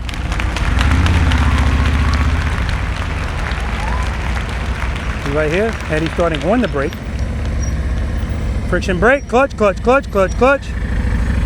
All right. Don't forget to come to a smooth stop.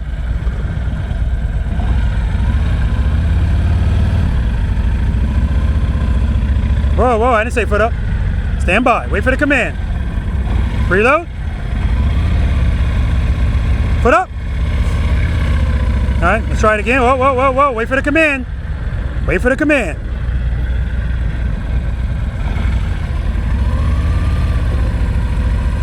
Don't press the brake, just cover it. I can tell you're pressing it because the back of the bike's moving down. Good, keep it loaded. Foot up. Oh, stand by, wait for the command, stand by. Foot up. No, you're moving. Don't open that clutch until you feel falling. And right now you're still thinking about it. As soon as you hear foot up. Foot up.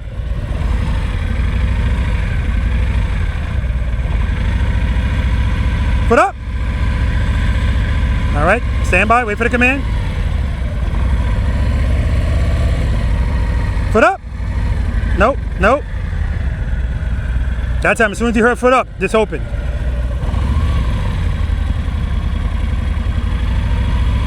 Foot up.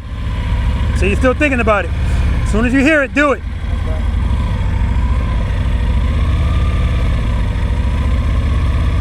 Stand by, wait for the command. Foot up. Good, yeah, okay. Stand by. My Wheaties was let's go, McLean. Foot up. Don't think about it. Good, clutch. Smooth stop. There you go, Eddie. Good, rear brakes. Nice and slow, keep it slow. See, that's too much speed. And that's why that stop is like that. That's what this first exercise is supposed, the second exercise is having us work on. Short distances doesn't mean we got to speed to it. All right. Preload. Higher? Yeah, I want 2,000. Listen to that sound. That's what I want you listening to. All right, now look straight ahead. Just keep listening. Foot up. What happened there? Clutch, I pulled it in. That's right. That's right. You open it, pull it right back in. Remember, you only need a 1 or a 2. Foot up. Now you're just waiting too long, that's all. Well, it's not really too long because you can still correct it. You're waiting longer than you have to. Good, good, good, good. Foot up. Clutch, clutch, clutch. Smooth stop. Friction brake, friction brake. I'll take it. Good job, man. Good job. Glide. Head and eyes up.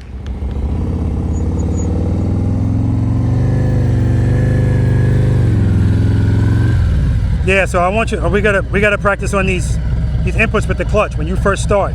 Nice and easy. Okay. All right. Don't forget we're coming to a smooth stop.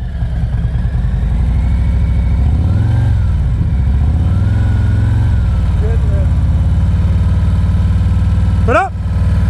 Nope, you're moving. Do it again. You were moving. You can do it right there.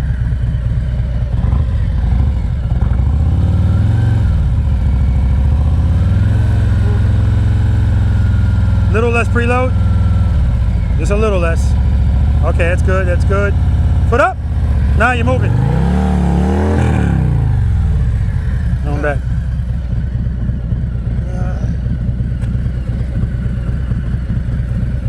Okay.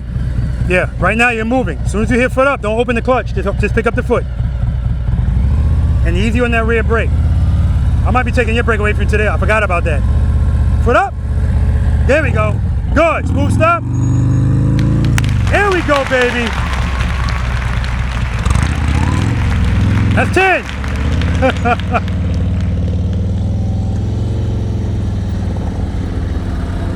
Yeah. All right.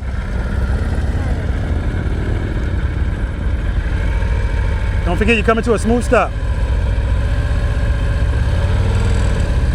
See the bike moving? Pull the clutch in a little. There we go. Foot up. Okay. You ready? Bike's moving. Pull the clutch in a little. Foot up. Good. Smooth stop. Straighten out. Straighten out. See, don't glide into it. That's why your bars are still turned. Friction brake. Good job. That's another reason, guys, I don't want you getting comfortable gliding into stops, because if you're gliding into a stop and the handlebars are turned, gliding it is not going to straighten it. But friction zone will. Because what does it always want to do with power? All right, Chief. Don't forget, smooth stop. Foot up. Now you're moving.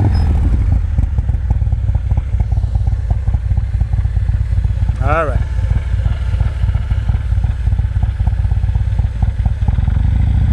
Foot up. You're moving again, Chief.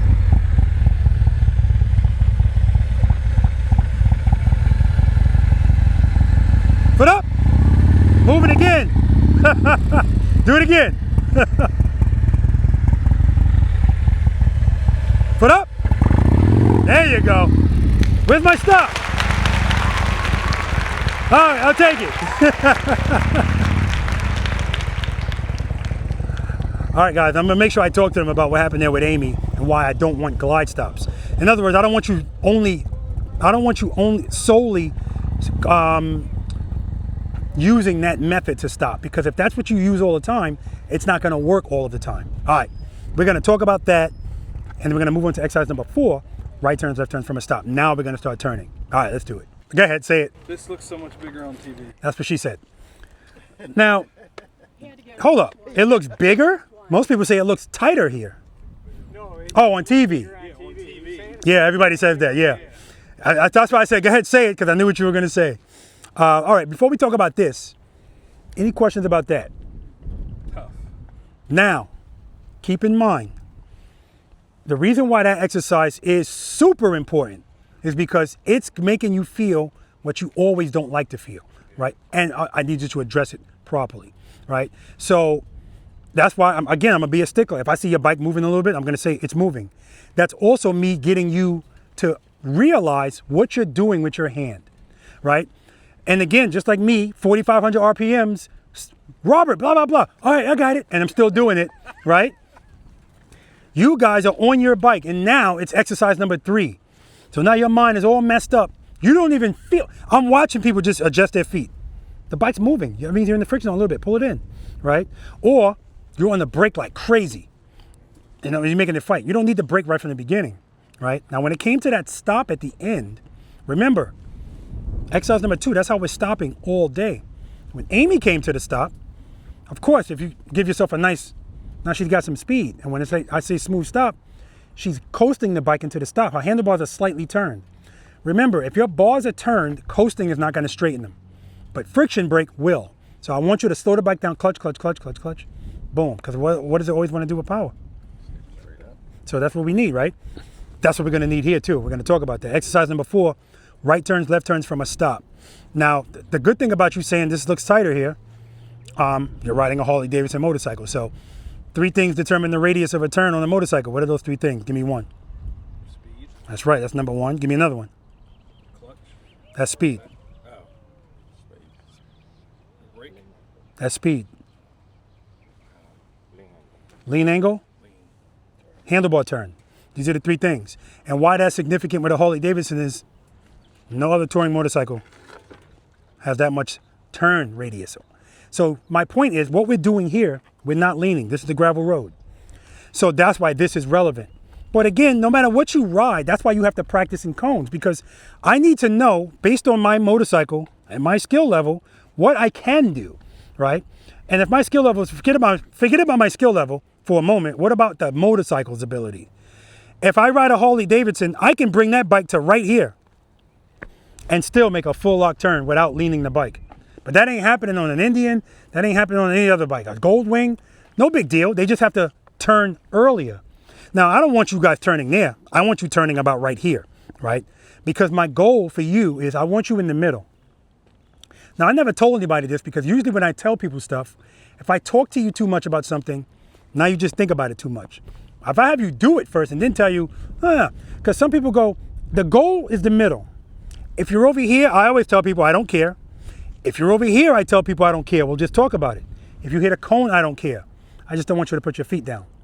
But the point is, if you make the turn in the middle, I'm not talking about wide and then turning to the middle. I'm talking about you turn and this is where you are, right in the middle. If you turn like that, I don't give a crap how far this was. You only used this much space, right? So that's why I want that to be your goal. Plus, I know in order to do that, you need to be going very slowly because we talked about it. If I want to keep the bars locked, well, we didn't talk about this, but let's just talk about it now. What's the fastest I can go if I want to keep these bars locked, Matt? Fastest? Yeah. 5. 5? Maybe. 3 miles per hour. You try to do this at 5, it's going to be tough, right? 3 miles per hour. I want you crawling through here because contrary to what people feelings tell them, it's easier to turn the bike when it's straight up, the slower you go, because speed always makes it want to go straight, right? So that's what this is about. This is the gravel road. Now, sometimes people come in here and they turn too late, and now they have to lean the bike to make the turn. I commend them on that, but keep in mind, gravel doesn't give a shit why it's leaning. So if it's leaning, you're on your ass. I don't want it leaning, straight up. Turn the bike early enough, but not too early because we don't want to hit the inside cones. Okay? Now the key to this exercise is the approach. Initially, when you guys are coming through here, that's exercise number 1, the slow ride, but you can use the brake now. So on the approach, preload, I like the way it sounds. Keep it there. Clutch, wherever you are, whatever stage you're in, keep it there. Remember my stage 2 demonstration. Everything I did, my clutch never moved. Stopping, straight up, leaning, I just use my brake to control my speed. Okay? I'm going to start applying my rear brake before I even get into the turn because I don't want to have to change a lot when I start turning. And that's the problem. People start turning this and U-turns, and all of a sudden all this stuff starts happening. No, because they don't like the way it feels. I say it all the time. This bike is more stable with the handlebars turned than they are with it straight. But people don't like to turn. You'll never see me or Andy or Matt or anybody come to a complete stop for any long period of time with the handlebars straight. You're going to always see the bars turned one way or the other. That's stability. Okay? So, if I like the way everything feels, what comes first, Rico? Head knives or handlebars? Head knives. Here. Not here. If something was coming, it's too late. Not here. It's too damn early. Watch where you're going, right? Boom. Head and eyes, handlebars. As soon as I start turning, I'm already on the brake, so it doesn't even matter. If I feel the bike falling in, how do I correct that, Matt? That's right. Or just come off the rear brake. Just come off the rear brake. We never have to give it more gas because it's preload and keep it loaded. So we can set that and forget it. We don't have to worry about it, right? Either I'm going to open the clutch more, like Matt said, or come off the rear brake. Sometimes I do a little bit of both, but for the most part, I just want to concentrate on one thing, brake, right? It's also getting me to concentrate on my inputs into the brake. If I feel the bike doing this too much, I'm pressing the brake too hard. I want it to be light. Now, again, I told you over there, you get one smash, and then you're good to go. That's really relevant when you're doing it from a stop. Hold the turn, because people don't like holding turns. Boom. Then we're going to do the same thing going right. What's your strength, right turns or left turns? Right. Right? I used to think left. I think it's right now. Okay, right. Left. Left. Right. Right. Right. Right. You tell me I'm full of shit. Yeah, you are. Left. Even. He's full of shit too. He said even. All right. Well, you know what? I got to stop saying people are full of crap because it's always oddballs in everything. Everybody has. They always tell us we got a screw loose. No, not a screw loose. Just when odd means most people, you are an anomaly. Because most people, everybody has one side better than the other. This is what it is. And we can't, it doesn't matter if it's a fraction more or less. It's never just even. I can't say never. So you guys are the anomaly. We'll see. So on a U-turn, the right's going to be tighter because I don't have a kickstand there. You just wasted everybody's time telling us that. Because that doesn't have anything to do with your ability. That's the bike, you know. Well, So. no, I'm saying if you were asking me that, I'd say probably I would do a tighter right. No, I wouldn't ask you that because that's not a strength or weakness. That's the limitations of the motorcycle. That's everybody's bike, right? If they have the confidence to lean that much, which you do. So I used to think I was better going right just because it was my dominant side. yeah, and I no, learned yeah, doing it that I'm more Yeah, comfortable when I was doing it here the other last way. time, I thought it was the left. Yeah. I find out it's the right. yeah. My lefts, it's always been left for me, and it's so much so to the point that I told myself, just get comfortable with the fact that rights are always going to be tougher. So I'm never going to be complacent making a right turn. And I remember when I bought Angel, I mean, it was just terrible. I changed those bars, and then I started counterbalancing extremely right turns only. You won't see me do that making less, but when I make a right, I take one ass cheek off the seat. It just makes it so much easier for me, right? So anyway, but the point is, I still like lefts better than rights. And I want you to know that, what you like best or not, because that way you can work more on the side you don't like the most, okay? All right, so we're gonna go through here. The first time we go through, we're just gonna go straight through, right? No leaning, don't stop. Andy, Matt, Chi, no brake. So when I say no brake, you're coming down a hill. You can use the brake right up until here and then get your foot off that brake. So if we're gonna do this brakeless, what stages of the friction zone are you using? 1 and 2. 0 and 1. 1 and 0, that's right. 0, 1, 0, 1. Because you don't want to be at 2, it's going to give you too much speed. So right when you get right here, pull it in. I want you to be at 0, using momentum. When you go to turn, be at 0. The only time you're going to go to 1 is the correct falling. And it's quick, 1, 1, that's it. Anything more than that, it's going to straighten you out. Okay, that's the key to that. And I never had Chi do this brakeless, but today's the day. All right, any questions about any of that? Rob, real quick, can you address the importance of coming to a stop in your neighborhood on your road and looking both ways, especially if you're turning right? We can get lazy and think, well, I'm turning right. It's a 2-lane road. I'll just turn left, nothing's coming. Turn right, and all of a sudden, some yahoo is passing somebody on the 30-mile-an-hour road. Yeah. 2 cars coming at you. Yeah, absolutely. So yeah, head and eyes is to look where you want to go, but obviously you want to look both ways too, and even if it's a one-way street, sometimes people are not law-abiding citizens and they're going the wrong way. They're running from the cops, whatever it is, or they're on an e-bike, but you can't hear, and it's flying, right? So head and eyes. Now I did tell you guys, first time we're going straight through. The second time we're going to come to a stop. Now I know what I said earlier, but I'm going to push back on that now. You can stop anywhere in this box that you'd like. Anywhere. If you want to stop on the right side of the box for the left turn and vice versa, no problem at all. Unless your name is Andy, unless your name is Matt, unless your name is Chi.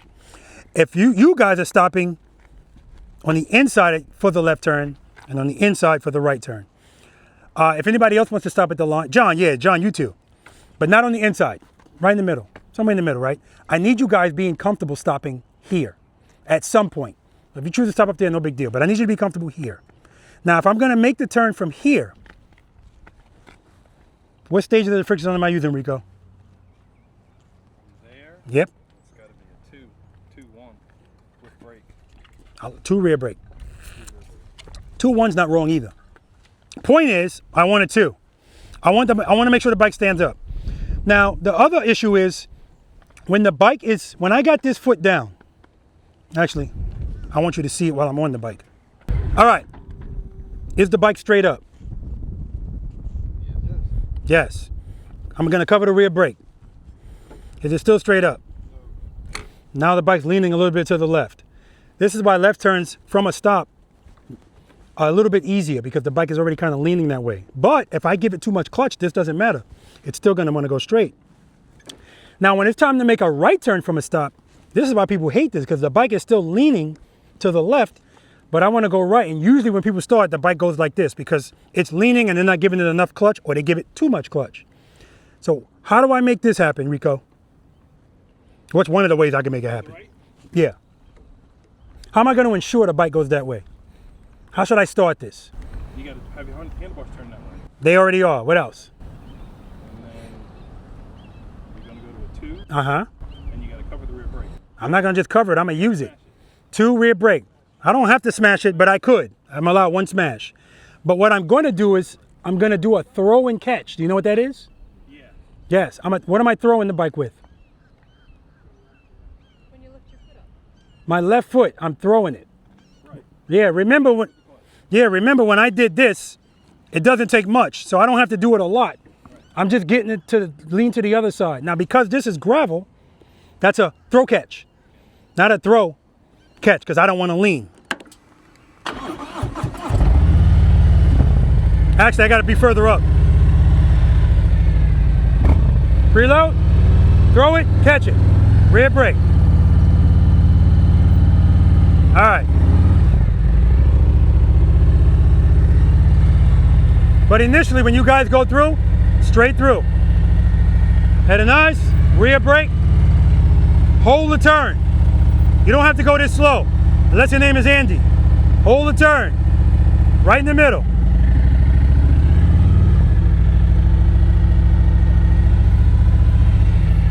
Friction brake, clutch, clutch, clutch, clutch, clutch, straighten out. Now what I forgot to tell you guys is, how do you know if you're in too high of a stage of the friction zone? So we talked about it earlier. I told you to get the gauge of where it is. I want you to start out without the brake just to see what happens to the bike, and so where you can kind of gauge where your hand is. But if you're doing something while you're in the friction zone and you're applying the rear brake at the same time, every now and then, guys, what I want you to do is take your foot off of the brake. If you take your foot off of the brake, your bike should gradually increase in speed. If it goes like this, too much clutch. You're making the bike fight, right? I can hear it when your bike's fighting. I want you to be able to hear it too. And if you keep doing it, you'll be able to smell it, right? So as I'm making that turn, sometimes I'll see people making that turn and their bike is going, it's too much clutch, right? You don't need all of that. So right now, that's me starting, no brake. Nope, right here, no power. No power, no power. 1, 0, right? So you don't need a bunch of power. I'm telling you, I want you to stay in the friction zone and use the rear brake. So right now I'm in the friction zone. I'm on the rear brake. I'm on the rear brake. I'm on the rear brake. I'm on the rear brake. Off the brake. See, no big deal, no big difference. All right, when you do it from a stop, friction brake, clutch, clutch, clutch, clutch, clutch. 2 rear brake. If you want to give that 1 smash, you can use it. 2 rear brake. All right, you get the picture. Any questions? And then, friction brake, clutch, clutch, clutch, clutch, clutch. And then we're gonna stop, make the turn, smooth stop. Make sure those bars are straight. 2, smash, all right? Hold the turn, the slower I go, the easier this is gonna be. Straighten out, clutch, clutch, clutch, clutch, clutch. If I'm going fast, it's difficult to stop smoothly.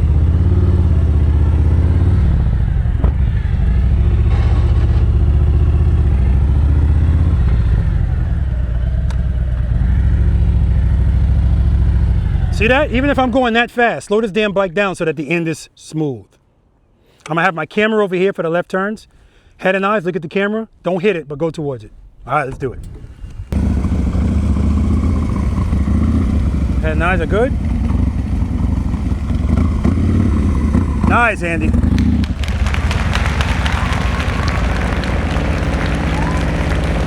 John, good. Head and eyes, good.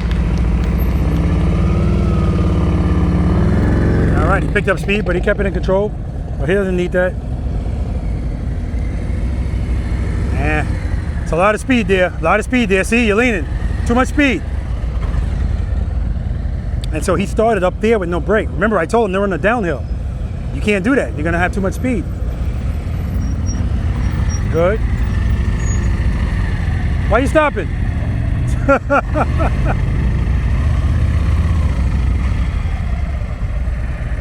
Guys, we're going straight through. Don't stop.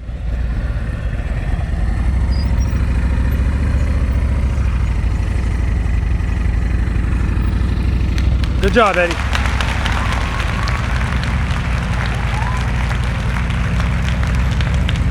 Good. Slow it down. Head nice. Keep looking at my camera. Don't look at the cones. Brake, brake, brake. There we go. Don't pick up speed. Good job. Why are you stopping? Straight through.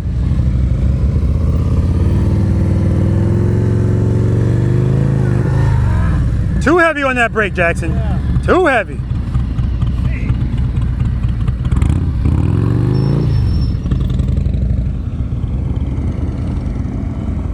Straight through, no stopping. Slow down, slow down, slow down. Head and eyes up. Good, good, good. Hold the turn, hold the turn. Coming out too early. Good job, though. Excellent job.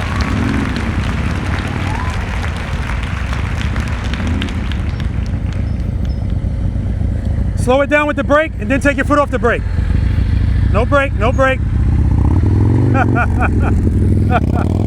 Do it again. No brake. Straight through.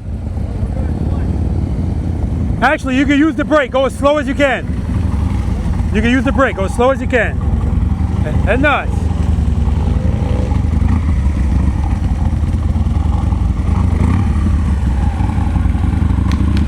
Excellent, excellent. Straight through. Keep it slow, keep it slow. Keep it slow. Brake, brake, brake, brake. Good. No brake, but you can use it there. Use it now. Good. Use it again. Keep it slow. All right, now. No brake. Head nice. Turn those bars. Lock it. Lock it. There you go. Straight through. Straight through.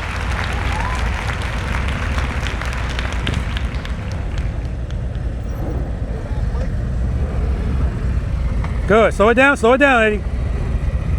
Oh, you're doing the brakeless. Okay. Good job, man. I thought I heard. Slow down. Straight through. Going straight through. Head nice.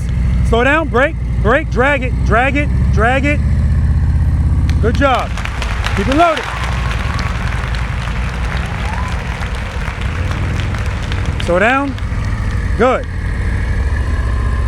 Good. Hold the turn. Hold the turn. There you go, Amy. Right in the middle. Good job. Good. Just drag the brake. Head and eyes. Still smashing it. Still smashing it.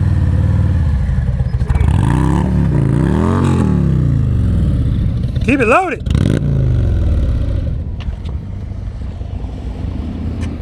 Woo, you in that rear brake. Well, you can't have a fit here. We got other people coming. You just can't stop jamming that brake, man. It's just making you feel this more. You don't like the way that feels. Just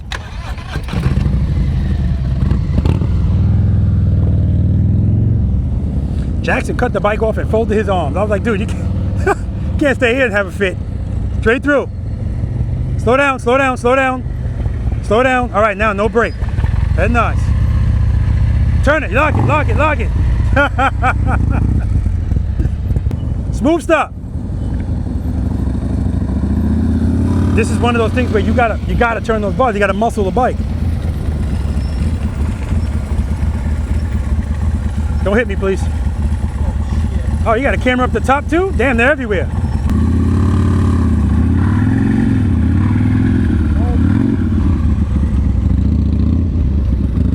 Now the way to solve that is the 2 rear brake, so the bike goes straight. Head nods on my camera. 2 rear brake, good. Turn it, turn it. Yeah, you're turning late, John. That ain't gonna work. You gotta go around me. That means you gotta go straight first and then turn. Preload.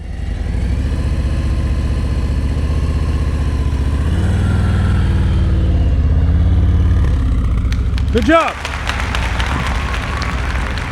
Smooth stop.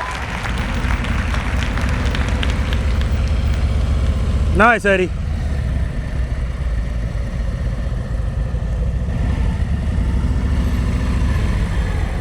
Two rear brake, Eddie.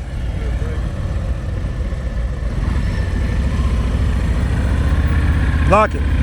Good. Hold the turn, keep it straight up, and you're good. Look at that. Beautiful, Eddie. Beautiful. If he keeps the bike straight up, I'm not worrying about getting hit by the bike. If it starts to lean, that's when I get hit.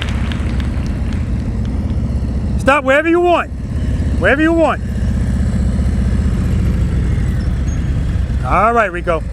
2 rear brake. Head and eyes on my camera. Now we're looking first because we're starting here. Preload. Good. Listen to it.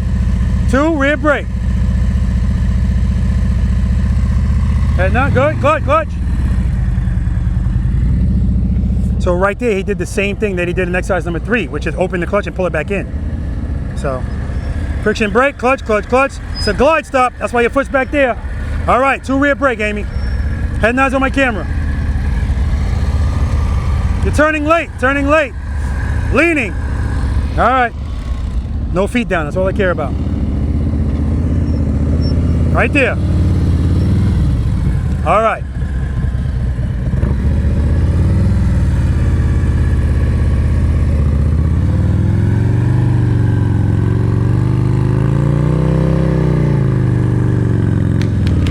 There we go. Still a lot of brake, but I don't care. He made it. And we can work on that. We build from there.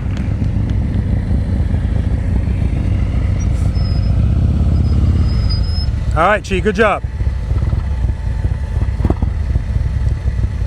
2 rear brake. Keep it straight up. Good. Beautiful. Beautiful. Now what Chi does, he does it all the time. He gives me little mini 2 rear brakes. 2 rear brakes. And that ensures his bike never leans. 2 rear brakes. Beautifully done. Smooth stop. Thank you for standing a little behind the boat this time. Yeah, it's a little. But I'll make sure I got the elbow out.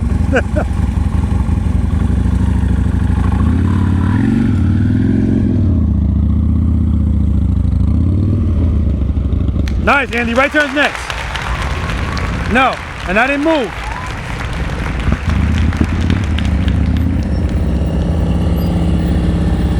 So you're doing the same thing you were doing before. You're waiting until you get all the way here to turn. As soon as you start moving this bike, matter of fact, turn the handlebars a little bit now because you're all the way over there. So you don't need to go straight first. 2 rear brake, head and eyes on that camera. Smooth stop. Oh, no. Yeah, smooth stop. Turn those bars. Start braking, brake, brake, brake, clutch, clutch, clutch. Yeah, see? You prematurely stop. That's why your handlebars are still turned. Friction brake, friction brake. You still have room. All right, right turn's next. He likes right turns better. Smooth stop. Friction brake, clutch, clutch, clutch, clutch, clutch. All right. Smooth stop over here.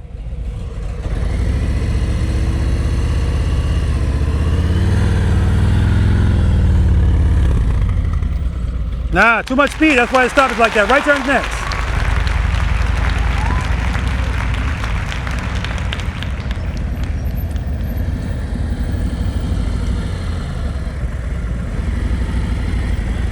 All right. That was beautiful, Eddie. Do it again, but this time give me a smooth stop. That ain't gonna work because I'm standing right here.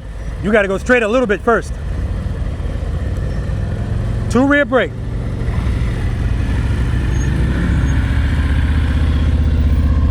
Nope, that would have hit me. Beautiful, Eddie. Right turn's next. Wherever you want to stop. Friction brake, slow it down. All right, smooth stop over here.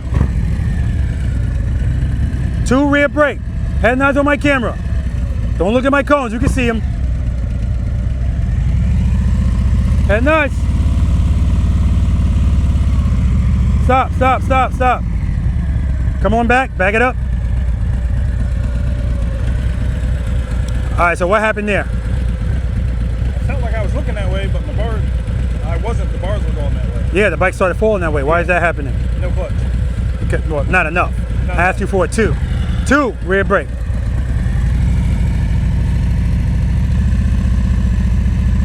Head nice. 2 rear brake. Good. Good. Straighten out. Okay. I loved it. I'm gonna tell you why later. I loved it.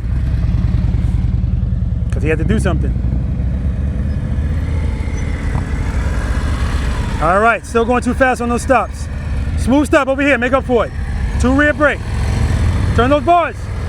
Good, brake, brake, brake, brake, brake. Clutch, clutch, brake, brake, brake. Excellent, a little bit too much speed, but excellent.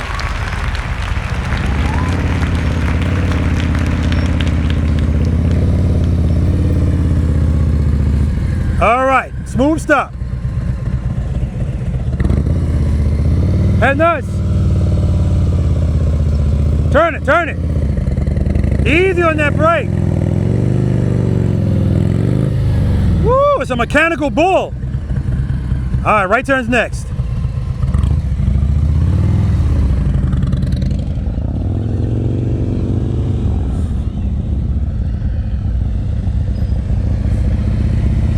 Beautiful, Cheat. Smooth stop over here.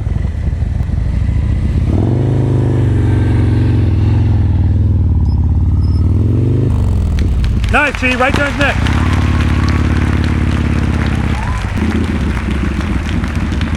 That nice? Nice, Andy, nice. All right, this is John's favorite side. Turn him, turn him, turn him. And when he turns, his right elbow is in the air. It's probably what's making it more difficult for him to turn. Yeah, get it slow, good, good, good. All right, no brake.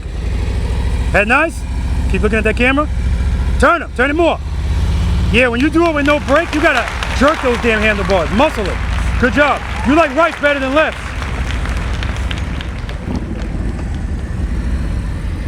Nice, Eddie, brakeless. Good job, Eddie. Don't stop.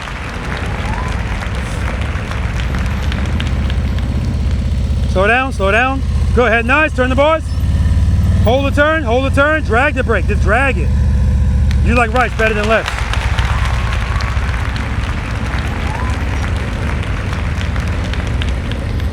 Slow it down, Amy, slow it down. Good, start turning, Hold that turn. Yeah, you like rights better than lefts too. Beautiful. Excellent, Amy. Easy on the brake, easy on the brake. Just drag it, don't dab at it. Good, hold it there, hold it there. You like rights better than lefts. Definitely. Reload.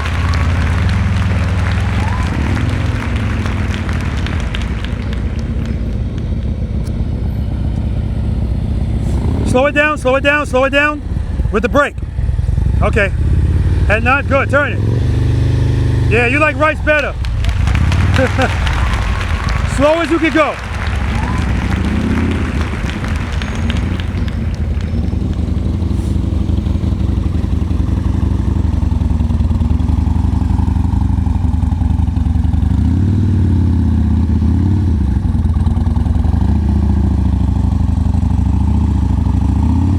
Excellent, Andy. Straight through.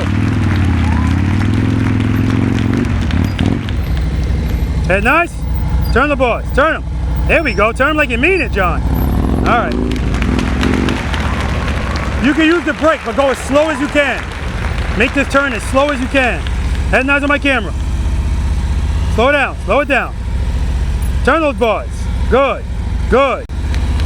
Good job, man. You can use the brake, but go as slow as you can, Eddie. In the turn. As slow as you can. Head nods.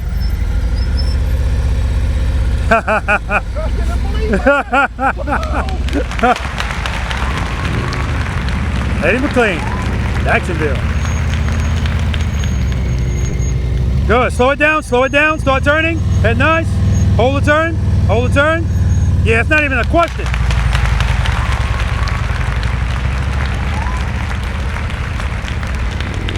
Good. Good. Keep it just like that. Head nice. Why are you stopping? No. Okay, good. Now you are. 2 rear brake. Turn them. Okay. You're not stopping. Straight through. Slow down. Slow down. Keep that pressure on the brake. Start turning. Drag the brake. Don't dab at it. Beautiful. Off the brake. Off the brake. There you go. Beautiful. And when he came off the brake, his bike didn't jump forward. That means he's not giving too much clutch. Good. You can use the brake, Chi. Just go as slow as you can. As slow as you can. Head nice. Good job. He didn't use the brake.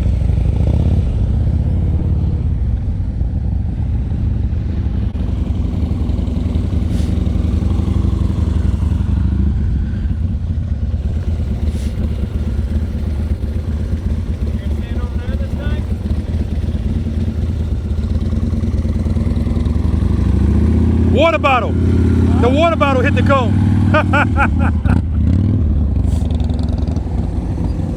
Gave him a little something different. Same distance. All right. Sometimes when you're making that right turn, this elbow is like up here. I know. I'm like, what the hell's going on? All right, head nice. Turn it. Good. Keep it loaded. Here we go. Turn those bars.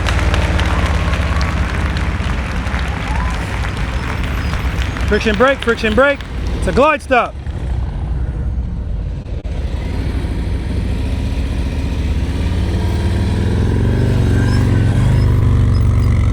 I was assaulted.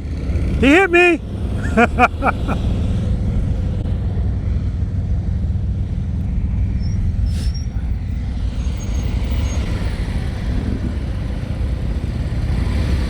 Turn him. Uh-oh. Come on, Eddie. What's the worst that can happen here, guys? I get hit by a motorcycle. Beautiful, Eddie. Straight through.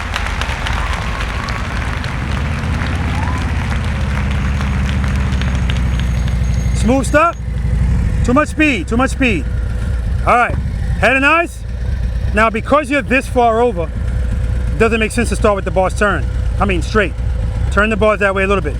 The only reason you do it before, if you're here, is because you don't want to hit this. Right. But you're good. Now this is a throw it and catch it. Head nice. This is a throw and a catch. You didn't throw it. Clutch. You didn't throw it, that's all. You just picked up your foot, you didn't throw it. Wherever you want to stop. Beautiful stop.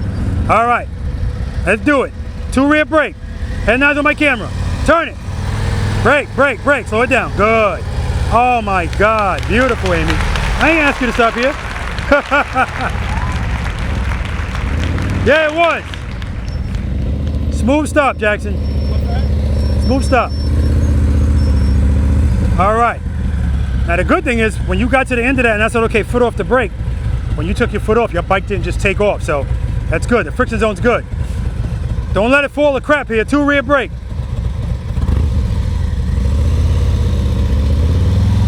Head nice on my camera. Turn the bars. Keep it loaded. It stalled. You didn't keep it loaded. That's the only way it's going to stall. Preload's too low. Because again, once you get into one thing, you forget about it. That happens all the time. Keep it loaded, brother. And right now, all of the inputs are big. That's why everything's big. They don't need to be. But everything's big when we're first starting this out. When you're trying to figure all this out, everything's big. I expect it.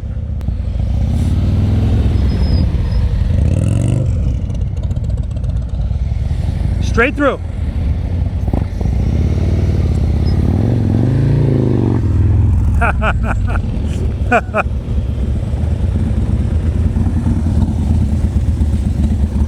All right, Andy, smooth stop.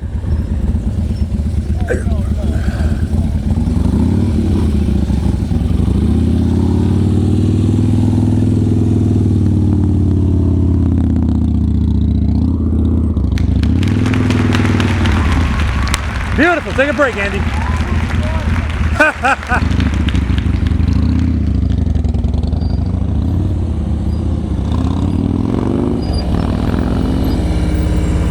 Too much speed on that stop. All right, smooth stop right here. Stop.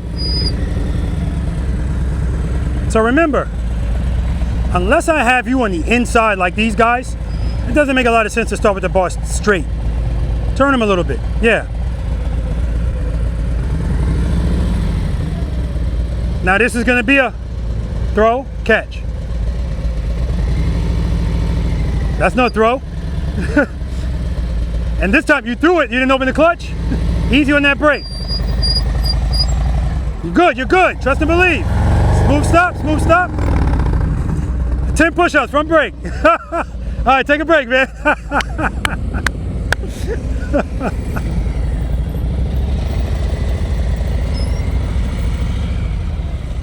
All right, Matt, smooth stop.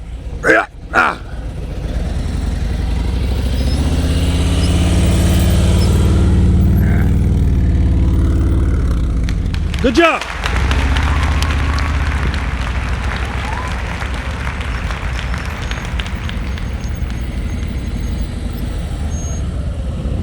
Smooth stop, Eddie.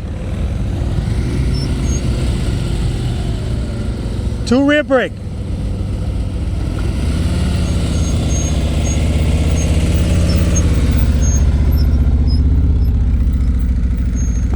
Nice, take a break.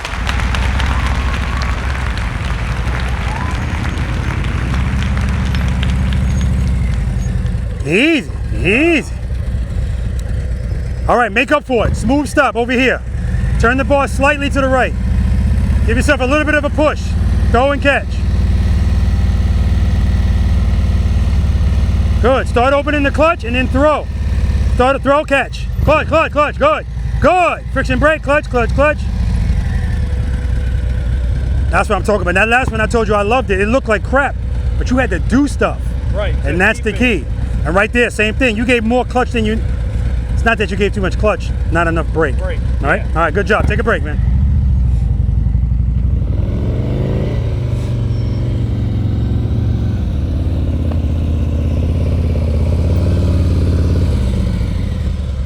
All right, Jackson. Smooth stop. I'm kidding. I'm kidding. I ain't gonna stand there. Jackson said it's your funeral. Head nice. Start turning. Easy on the brake. Good. Easy, easy. Straighten it out. Friction brake. Clutch, clutch, clutch, clutch, clutch. Woo! Where the hell did that come from? Take a break, man. Wow.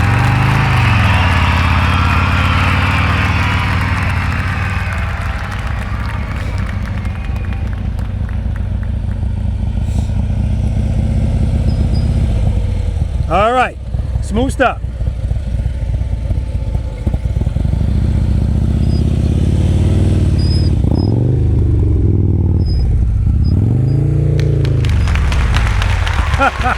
Take a break, man.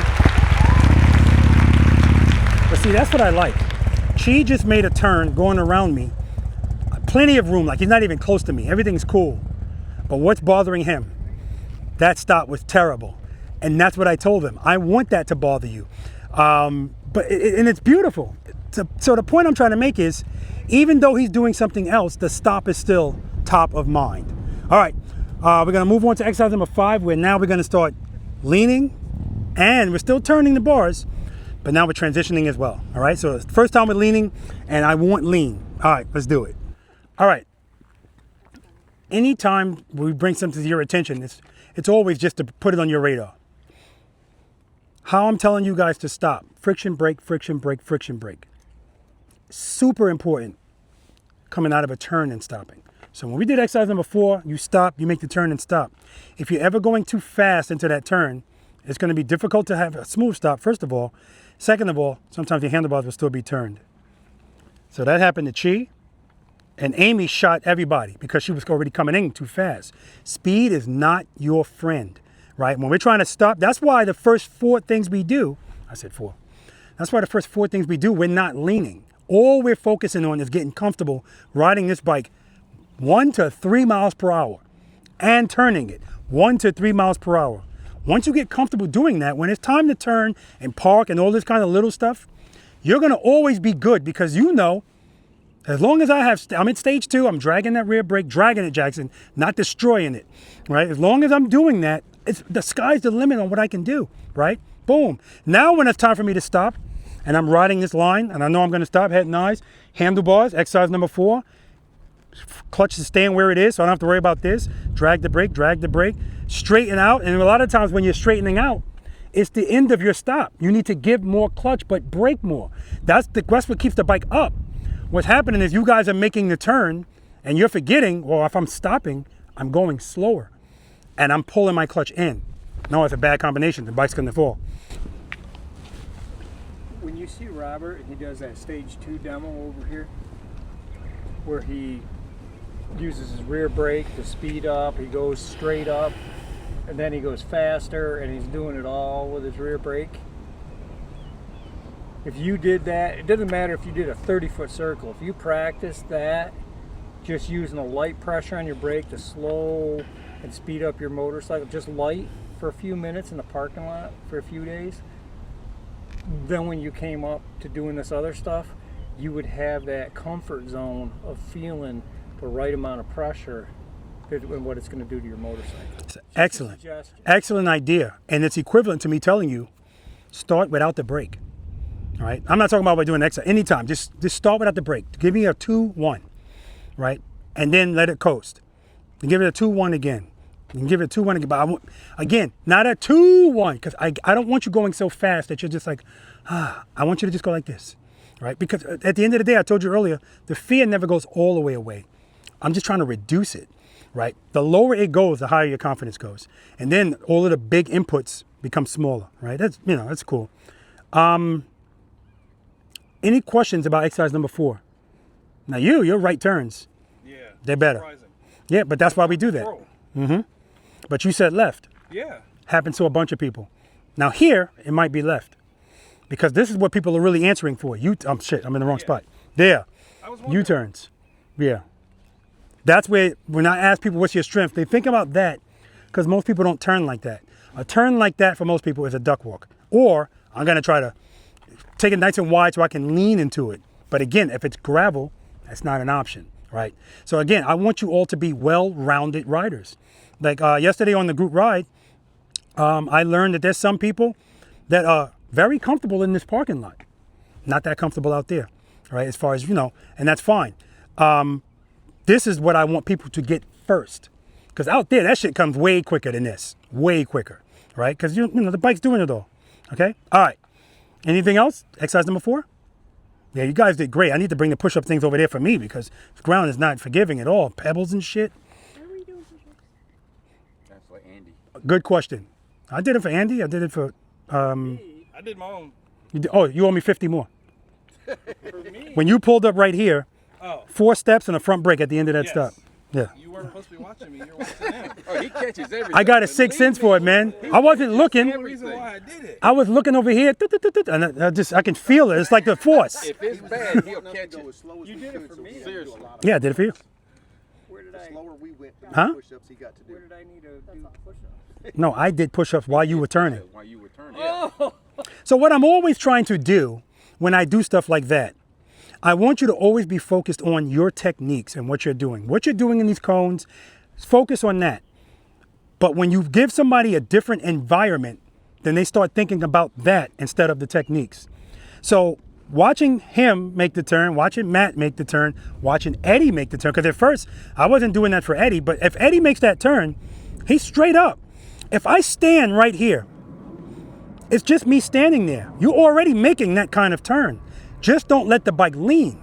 So what she does, she constantly gives 2 rear brakes in the middle of the turn. 2 brake, 2 brake. His bike's never gonna lean if he does that. That's how he does it. If you give just a little bit of lean, like Matt hit me once. He hit my hand. No, he hit my arm. I have my arm like this. He hit my arm. Again, who gives a crap? The point is, he's making that turn. Huh? I didn't put my foot down. Exactly. You didn't put your foot. That's all I care about, really, right? I'm always paying attention, and if I'm really comfortable, I'll get down and I'll do push-ups. I'm just trying to mind F you, right? And see if I can get in your head. And for the most part, nope. But people are going to remember I'm doing that when they get out there and something is there and they go, I don't need to worry about that.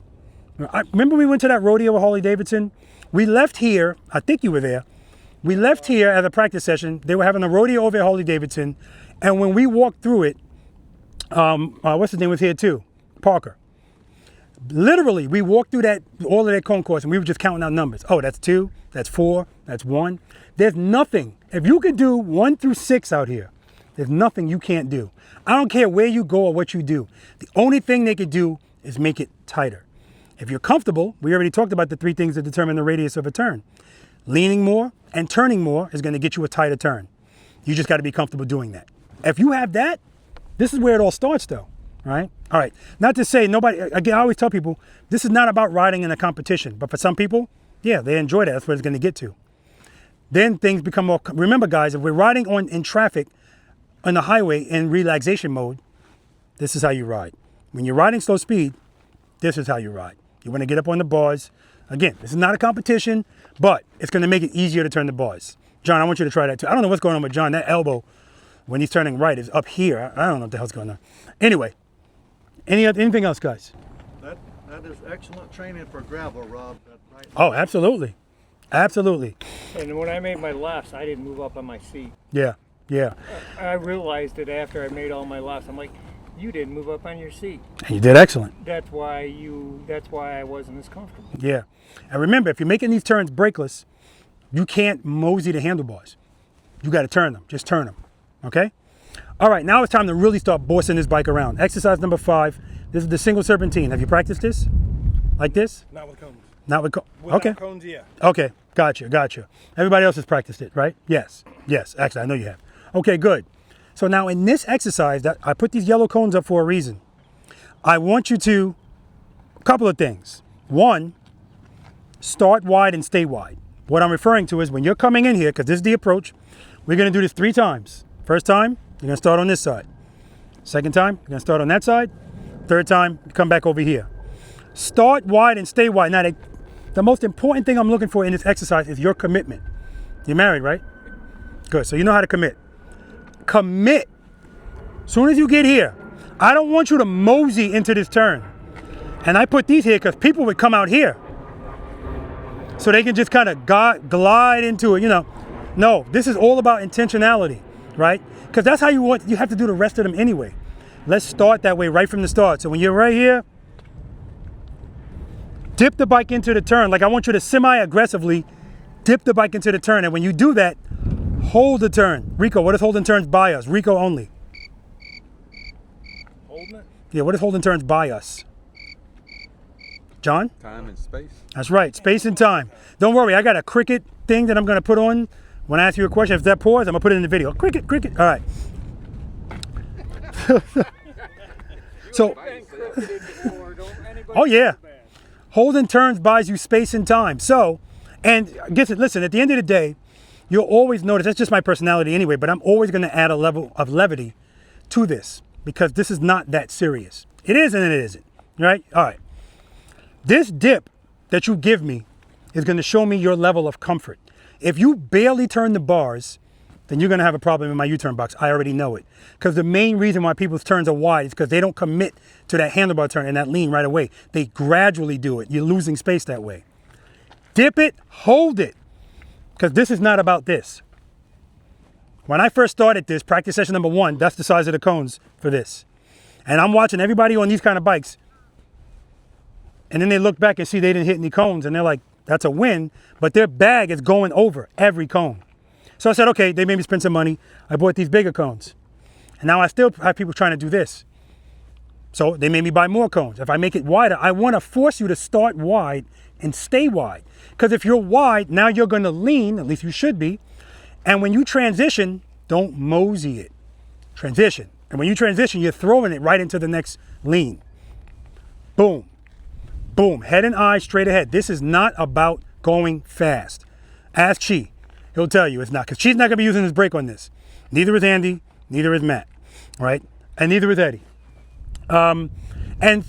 Again, this is not punitive. I don't use my brake in this. This is the best exercise to practice brakeless because I'm not going extremely slow. It's, in my opinion, it's more difficult to make that 90-degree turn brakeless than it is with this, because this is just a matter of me open, closing, open, closing. I'm using a lot of momentum. But because I'm locking the handlebars when I'm turning, every time you turn your bike, you're creating a little bit of drag. So I know I'm not going too fast. I don't want to go too fast because I don't have a brake to slow me down, right? But I'm going wide. That's what I want, all right?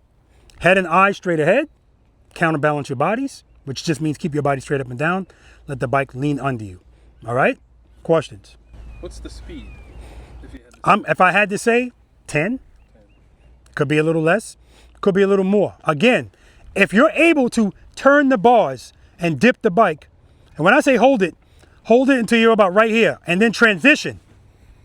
So now, look how far I am away from these cones. I'm not hugging them, but I'm holding this turn too. So now I'm closer to these cones than I am to that, and that's what I want. If I'm right on top of those cones, it's gonna start tightening up. So that's why this first turn, look how close I am to these cones. You don't have to be this close, but you wanna be closer to these than you are to those. All right, we got Andy going first. I didn't press record for my demo. Of course, that was an accident. Andy's brakeless.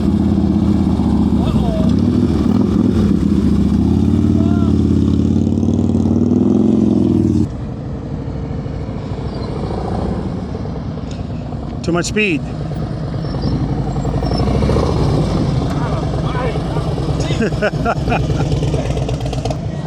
As soon as he started, he was going too fast. He made the first one right there. He should have been on that brake, slowing that bike down. All right, no brake, so he's going slow, but he's going a little. Okay, he's good now. Good. Good, Matt. Good. Nice, Matt. All right, you got Jackson here. Tip it in.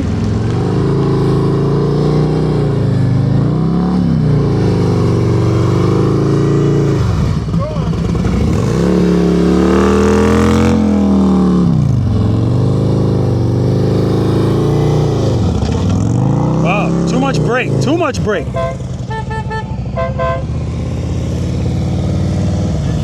All right, we got Eddie here. Come on, McLean. Tip it in, transition. Good, transition. Nice, that's what we're looking for, fluidity. See, if he goes wide and holds the turn, it just makes this easier. That's the extra time I'm talking about. See how smooth he looks? If you don't hold those turns, now you gotta do everything quicker. For holding those turns, is buying you that extra time and space. The space gives you more time. The extra space gives you more time.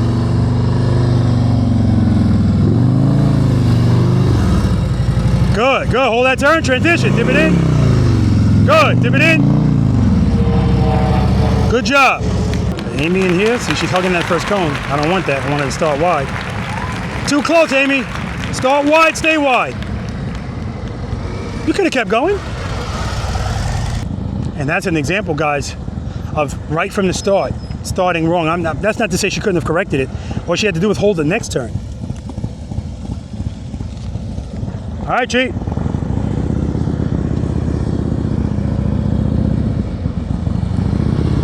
No brake, Chi. There we go, you don't need it. Nice, Chi. Now I'm gonna make him really trust it next time. He's covering it, not using it. I'm gonna tell him, put it on the footboard.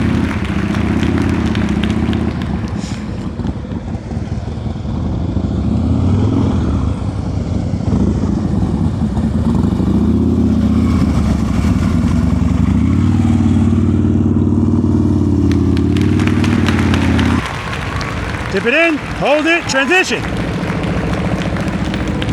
Transition. Transition. Transition. Good. Transition. There you go.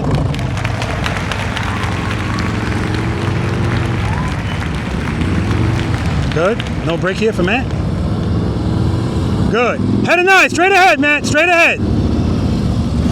Good. Nice. Dip it in there. Throw it in there. Nice.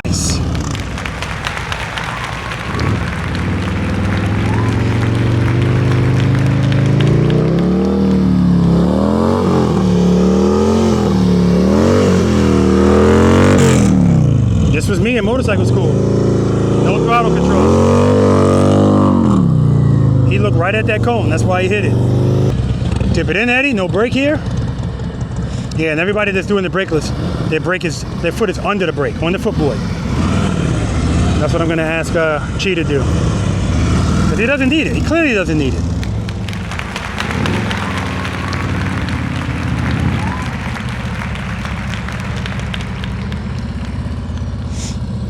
Dip it in. Good. Hold those turns longer. Dip it in. Rear brake. Watch that speed. Dip it in. Good job.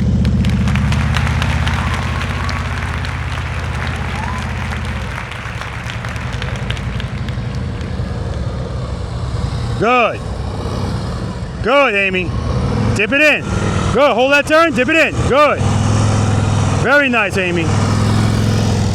Very nice. Hey, Chi. Don't cover the brake. Keep your foot on the footboard. Don't cover the brake. I'm working on his confidence. Now, the first 2 times we did this, not today, other practice sessions, way too fast. But he's got it together now. I'm just trying to get him to regulate his speed. That just means more clutch control. You don't need as much. When you need it, give it. Good. He's on the highway peg now. Yeah. Stop, stop, stop.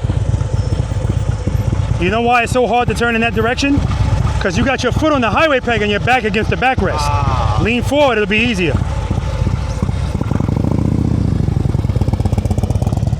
Like I told him earlier, back on the backrest, that's highway riding, at speed riding. Slow speeds, lean up on those bars.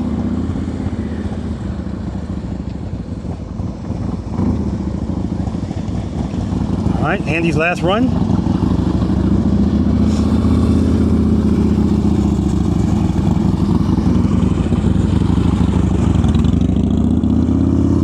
Nice, Andy.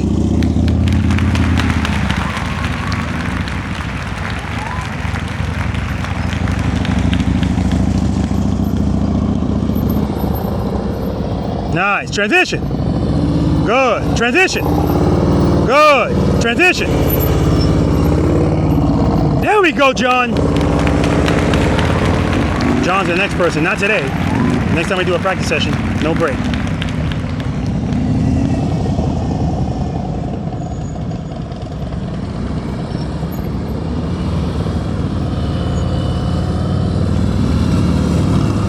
Very nice. Very nice, man. Very nice. Beautifully done. Beautiful clutch control.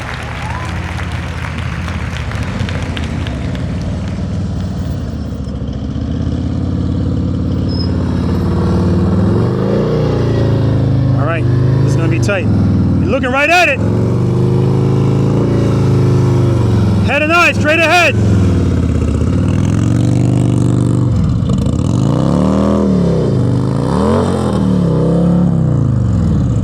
All right, so right there, that was just him dropping the bike and catching it. You got to name all these cones since you looked at all of them. We'll talk about that. Good job. All right, no break, Eddie.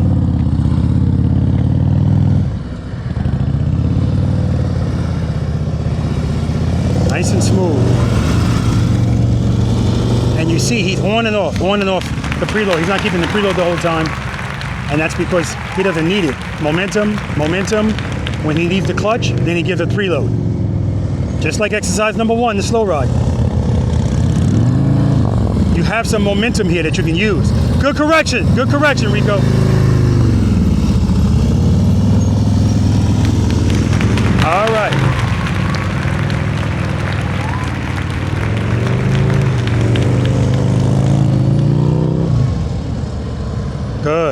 Amy's gotten so much better at this. Looks so good, Amy. Beautifully done. I mean, wow. All right, Chi, last run. See if he scoots up on that seat. Yep, he just did. It's gonna help him. Good. Transition.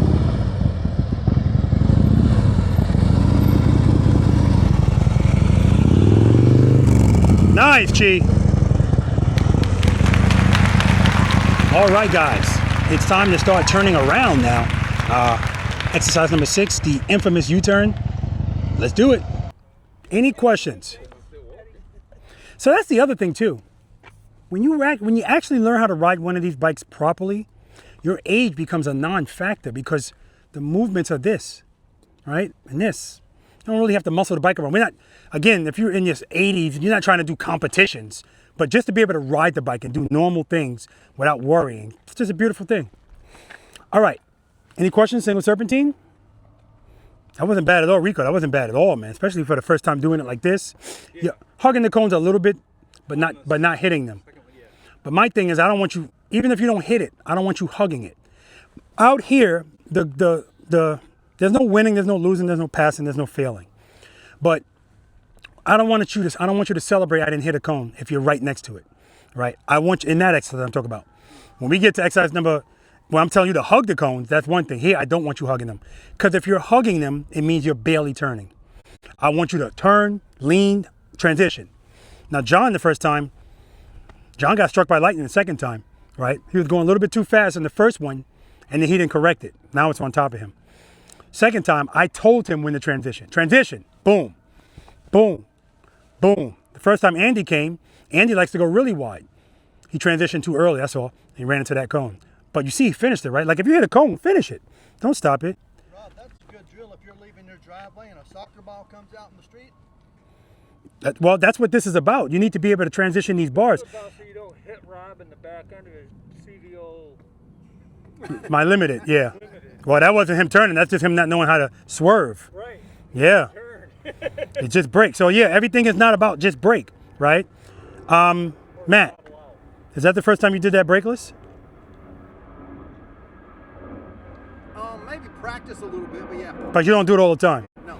And so that showed. And what I like is I can tell Matt's slight discomfort on the approach. He's going very slow, right?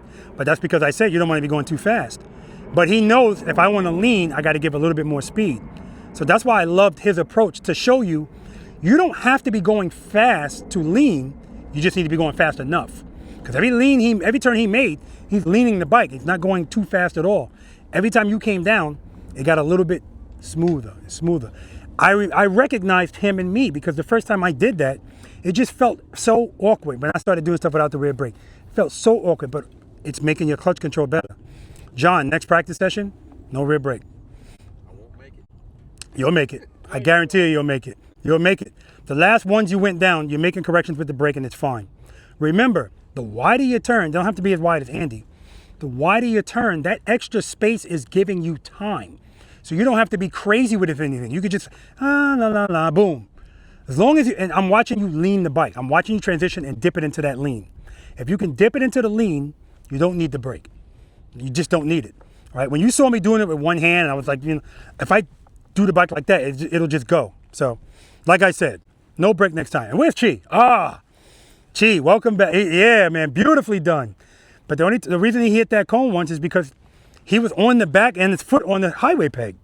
So he couldn't turn the damn bars. Get up on the bars, boom, problem solved. Okay? Body positioning. All right. Exercise number 6, guys. This is the infamous U-turn. Before I even say anything else, do you want the ambassador treatment? Sure. Okay, so sure. You want it? Amy's leaving. Thank you for everything. You're welcome, dear. Love you Text me to when you death. get home. I will. Bye, guys. Thank you for everything. 27 feet, guys. That's what you have here. Unless you're getting the ambassador treatment. Well, you don't have to get the ambassador treatment to do an 18, but this is 18 feet. Ambassador treatment, don't pass this line. Everybody else, if you want to still try 18 feet, you don't have to be here. You can do it up there, but it's not necessary, right? Simple as that. I know you might want it. Eddie, I know Eddie's going to be in 18 feet. Definitely one side more than the other, but he'll be here, correct? All right. Now the key to this, guys, as I mentioned over there, and as I mentioned over there, on the approach, preload, I like it, set it, forget it. Clutch, what stage am I in? Set it, forget it. I showed you in that stage 2 demonstration, I don't need to move my clutch in the U-turn, right? Head and eyes, and as soon as you turn your handlebars, commit to the handlebar turn and the lean right away. Don't give me one of these partial turns. No, commit. And when you turn, hold the turn. If you do that, if you commit to the handlebar turn and the lean, and you hold it 20 feet all day. You don't have to do anything excessive. I'm not asking you to drag the boards or lock the bars. But whatever you give me, give it to me right away and hold it. What you got, Andy? You like you're going... Everybody says that they can't do this in this box, they're full of crap, because I saw everybody Yeah. over there. I'm not worried about that today. I'm definitely not worried about that today. I just saw Yeah. you all do it over there, so I know you can do one. So we're gonna come through here. We're gonna start going left, since allegedly that's what you guys like, left turns. Then when I ask you to, smooth stop. I'm gonna be standing here. Now this is exercise number 6. We've been out here 3 hours. Now I want a smooth stop. I'm gonna be like this, looking at your front suspension. I don't want it moving us. Don't glide into the stop either, right? Friction brake, bing, or heel toe. And then go straight through. When you guys come out of your U-turn, I want your bike straight. I don't want it this way. I don't want it this way. Hey, John, your bike's on. I like the custom dynamics lights. Straight. Then we're gonna stop, make the U-turn, smooth stop. You got all the way up to the last cone to make the smooth stop. So take your time. Friction brake, bing. Andy, Matt, when they come in here, the first turn they make is gonna be brakeless, and it's gonna be in this box. Eddie, if he wants to. Eddie, you don't want the ambassador treatment, do you? You do. Okay. Eddie, brakeless, in this box. When you stop, when we do it from a stop, you guys are gonna stop here. You can't stop here because you can't pass this line. Brakeless, drop, catch. Drop it, catch it, brakeless. Then when we stop and stop, same thing. Brakeless, obviously you need to brake at the end so that you can stop. And then we're gonna do the same thing going right. Questions? Now, That's why I like left. this is the one you like left. Yeah. We'll see. But I'm pretty sure it is because I know you're out there doing U-turns. Yeah. You're just not doing that. Right. So we know that. And it's usually the opposite for people. I don't know why. Now the key, guys, is don't get into this U-turn and start changing shit at the top. This is what happens all the time. Either you slow down and now your bike straightens out, or you speed up and you go wide. If it's working here, everything's good, boom. If anything, I'd rather be going a little too fast than too slow, because then I could just correct it by giving me a little bit of pressure on the brake, okay? Demo. What I love about this as well is Chi always surprises me, because if I put out a practice session in Pula, Chi's here. He don't live in Pula. He's 4 hours away from here. Every time he comes here, he picks up something. And I heard Matt talking about how you got to practice this stuff. So it's so impressive that he never says, all right, I got it, I'm good. He's here. All right, I like this speed. No rear brake, head and eyes, commit. Hold the turn, hold it. Now right there, because I'm not using the rear brake, when I go to make this turn, I pull it in a little right there. Pull it in a little. Right here, I don't got no power, but that's how I made that turn. Pull it in a little. As soon as I pull it in, but I don't keep it in. Pull it in a little, go back out. All right? All right, from a stop.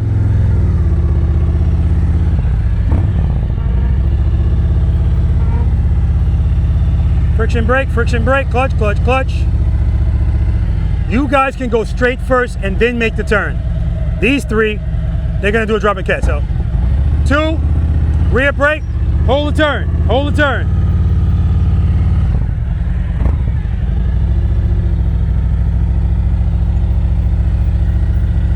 Then you're gonna stop, make the turn and stop. These guys, no rear brake, drop and catch.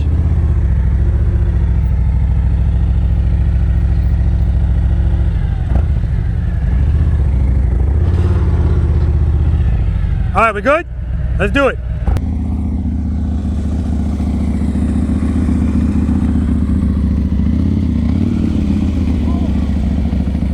Okay. He gave a little bit too much clutch. So again, head nice, commit. Good job. I know he's looking at those cones too. I'm gonna tell him. Head nice, John. Commit.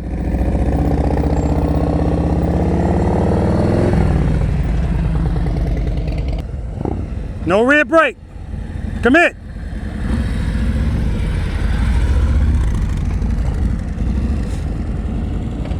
Gotta lean that bike over, Eddie.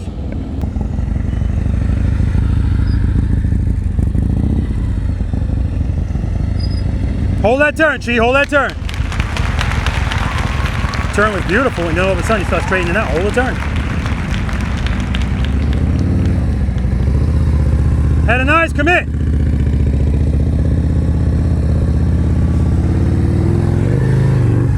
Hey Jackson, no brake when you come back. No brake.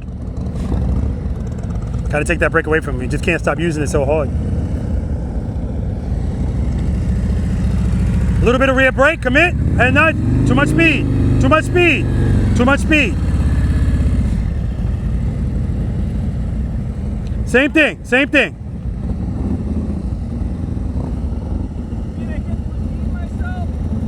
That's right. Commit. There we go. See, that time he pulled it in, and then he let it back out because he felt falling. He let it out a lot, but he pulled it right back in, so it's good. Head and eyes on my camera. Look at that thing. There you go.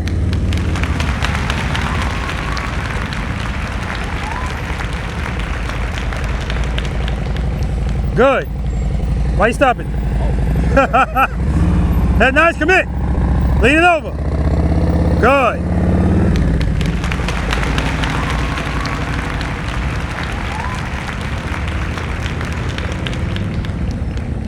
Commit. Turn those bars. Turn them. Supposed to be no brake, Eddie.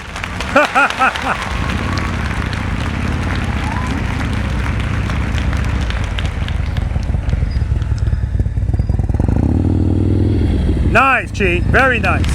And if it wasn't for these cones, Chi would be right here, but he only has to come out so he doesn't hit the cones. Good. Good. A little bit more clutch. Commit. Turn the bars. Clutch, clutch. No brake. No brake. No brake, sir. I don't know how to say that in Spanish. Rico still practicing exercise number 3. Slow down, slow down. Head and eyes, commit. Drag the brake, drag the brake. Too much speed, too much speed.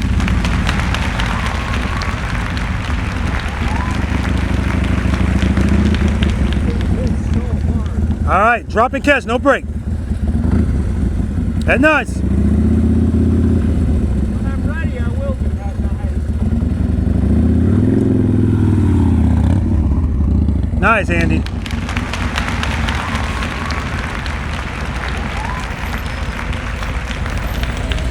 See, that's a glide stop. I don't even hear your RPMs up, so I know you're gliding. All right, drop in and catch. No brake.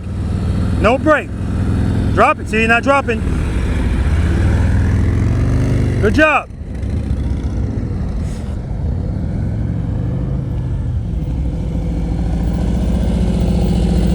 Glide stop.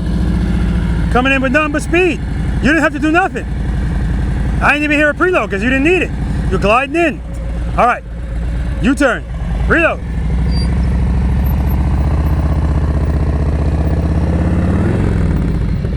Good job.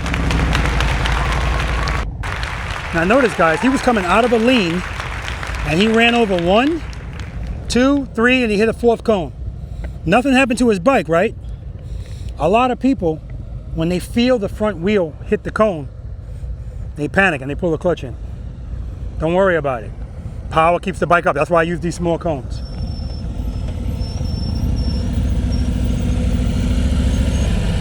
All right.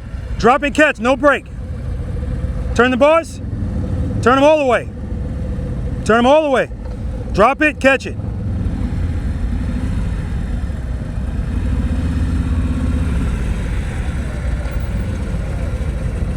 Give it another shot. So remember, in a drop and a catch, we don't go straight. Just let it drop and catch it.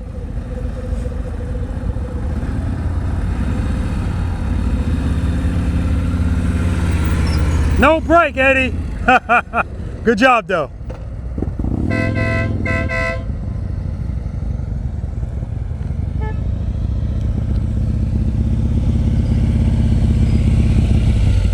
All right, straight through. Nice. Oh, the speed demon is back. Because that turn would have been great, but he just sped through it. No break. We're going straight through. Good. Keep the clutch right there. Keep the clutch right there. Had a nice commit. Pull the clutch in a little. Pull it in a little. There we go. Clutch, clutch, clutch. There we go. That's what I'm talking about. So, and then he just has to keep doing that and polish that out. Pull the clutch in a little bit. You don't have to wait for it to get too crazy. And trust me, if he does that better and better, it gets tighter and tighter. Glide stop and a dive. All right, now what you're doing now is when you go to turn, you're speeding up. Yeah. And so speed's taking you through that. I want the friction zone pulling you through it. All right, we don't need a lot of speed. Preload.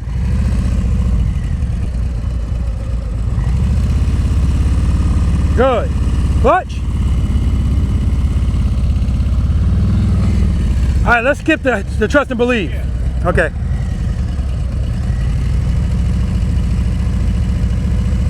Good. Clutch, clutch. Had a nice commit. Keep the clutch open. Drag the brake. Drag the brake. Drag it. Light pressure. You shouldn't be slowing down that much. All right.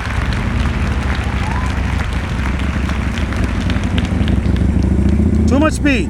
All right, dropping the catch. No brake, and then obviously a brake at the stop.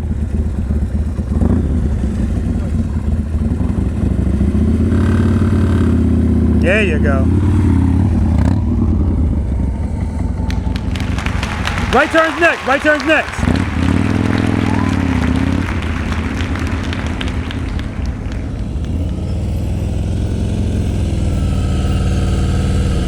All right, Matt, that's excellent. But remember, a drop and a catch, you shouldn't be coming this way and then dropping. Right from the start, lock it, drop it, catch it. No brakes, smooth stop. Then you can use a brake, obviously. No brake. Let it drop, catch it, head nice. See how you coming straight?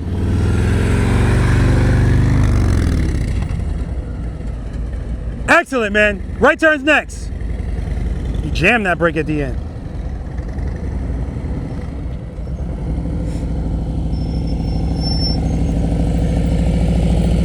Yeah! Now you slowed it down, and sure enough, I saw that.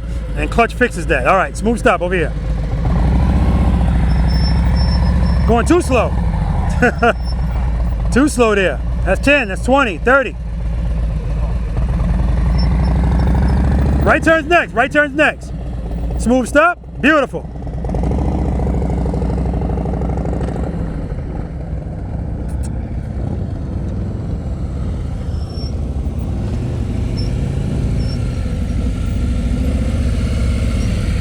All right, Eddie. Listen, that was excellent. I ain't taking nothing away from you, even though you used the brake. No brake here. Smooth stop at the end. Turn the bars more, let it drop and catch it, Eddie. Get your foot off that brake. Let it drop and catch it. Drop it, let it drop. Yeah, see, you're going straight. Trust and believe. Keep it turned. Yeah, the whole time. This is literally you starting like this, letting it drop, and then catching it. That's how you create a lean from a standstill. Let it drop. Go. All right. Smooth stop, smooth stop. I still want it. Smooth stop. I guess not.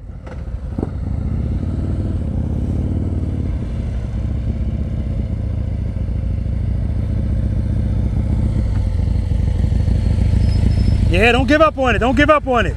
All right, do it over here. Give me a good one. Right there. He's coming to the end of that stop. I got him to slow down. And then, the handlebar started going shimmy, shimmy. And he was like, oh, I don't like that. Time to stop. Ah, come on, Chief. All right, right turns next. So it's like we get to this exercise and people forget what we did in exercise number 2. Friction brake, G. Straight through, straight through, straight through. No brake, no brake, no brake. Had a nice commit. Clutch, clutch, rear brake. I mean, no brake, I'm sorry. All right, we're getting there. Right turn's next. I'm so used to saying rear brake, I tell him no brake, and then the next thing I say is rear brake. Good. Clutch, clutch, brake, brake, friction brake, friction brake, friction brake. Ah, shit. I was just about to say, there we go. All right, make up for it over here. Reload. And when you turn, commit.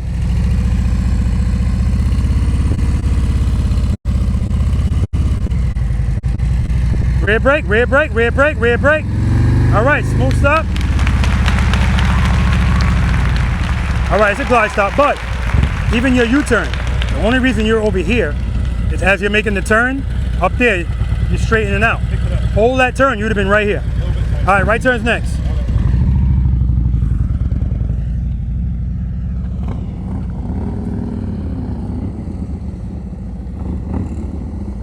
All right, Andy, brakeless, going right now.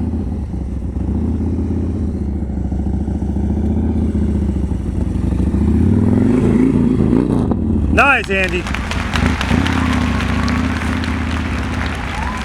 Matt going brakeless. Same thing, 18 feet. Again, guys, this is not necessary.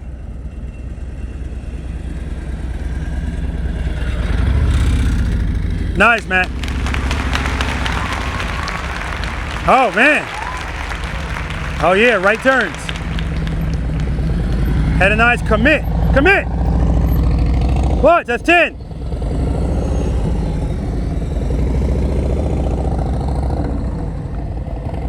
No brake, same thing. In here. You said you wanted the ambassador treatment. Commit.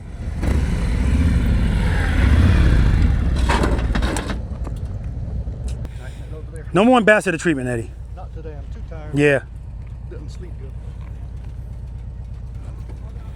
Plus, we can't expect you to do this kind of stuff with a sheepskin ass pad. It's too comforting. Yeah, Eddie's got a sheepskin pad that he's sitting on. I want them in discomfort. You can't do this stuff with it. I'm kidding. Nice, Chi.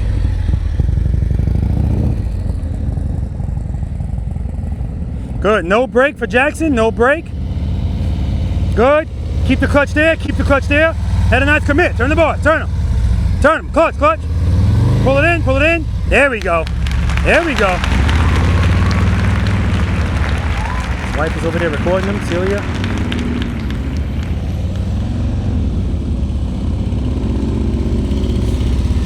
Had a nice commit. Turn them. Good. Hold the turn.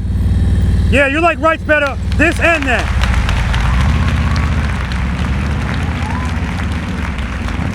So Rico learned that today. He thought he liked lefts. No, it's rights. Nice, Andy. Brakeless. Beautiful.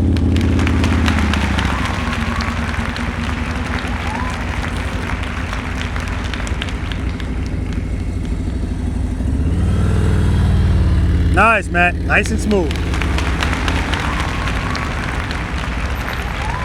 Straight through.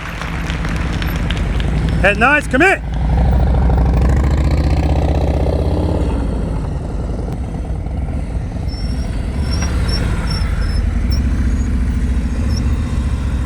Nice, Eddie.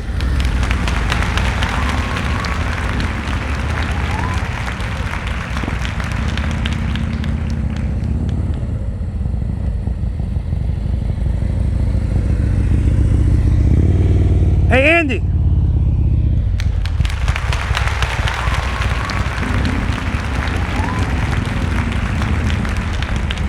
Ten push-ups, front brake. A little bit more clutch, a little bit more clutch. Had a nice commit. When you start turning, pull the clutch in a little. There you go. There you go.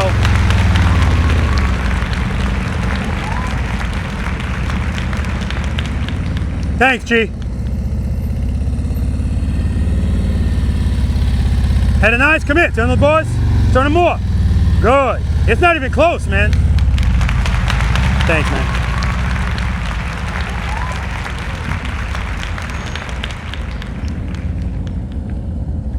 Thank you, Chi.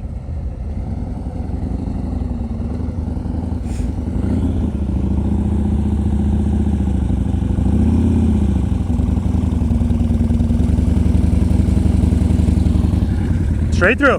Throw and catch. Already started to throw. No break. I'm holding it while before I start. There's the throw. Good. Nice, Andy.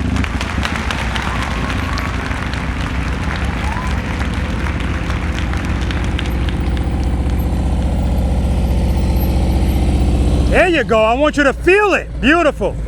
All right, stop giving up on this turn. You have it. Come in. Lean it over. Rear brake. He's holding his head down. He shouldn't. He's trying to make an 18-foot U-turn and it's not necessary. Well, it's his goal now, so I get it.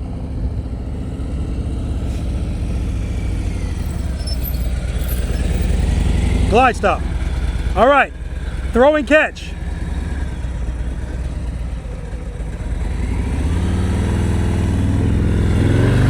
Nice, Matt. Oh.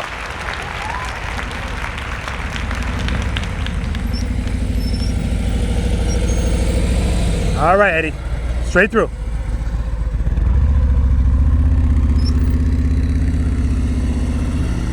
Yeah, don't dab at that brake, Eddie. Just drag it. Just drag it.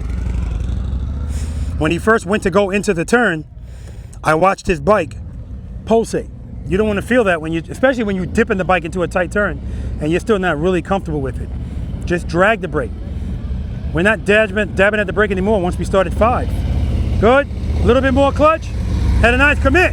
Clutch, clutch. Pull it in a little bit, then let it out. That's it. Good job. He's a new man. He's a new man.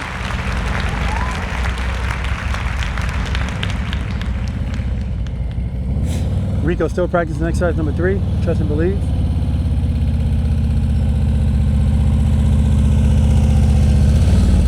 Nope, that's you giving up at the end. Don't worry about it. All right, straight through. Reload.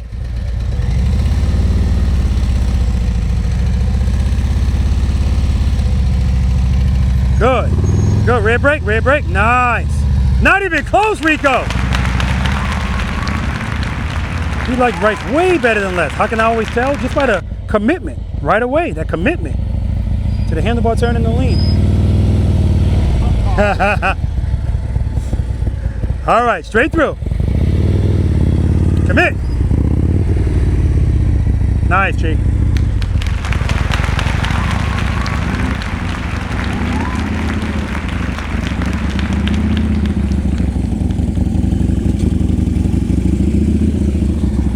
Smooth stop. You're really shortening me up. You're already short. You're good.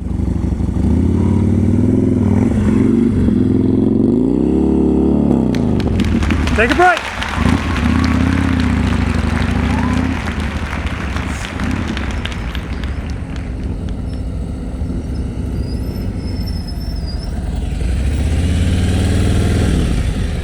All right. Smooth stop over there, throw and catch.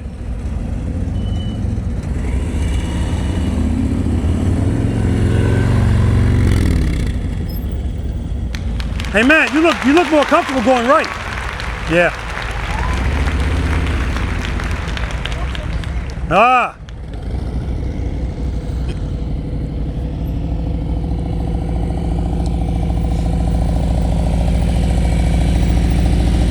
Welcome back, John. All right, smooth stop over here. Clutch, clutch, easy on that brake.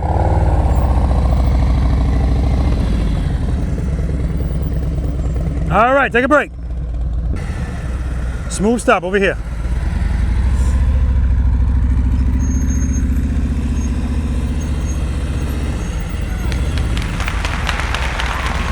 Nice, Eddie.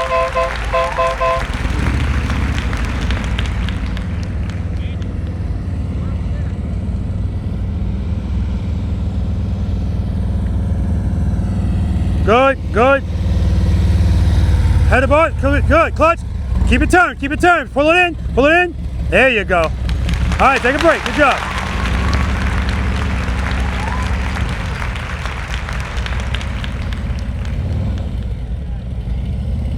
Rico's practicing exercise number 3 every time before he starts moving.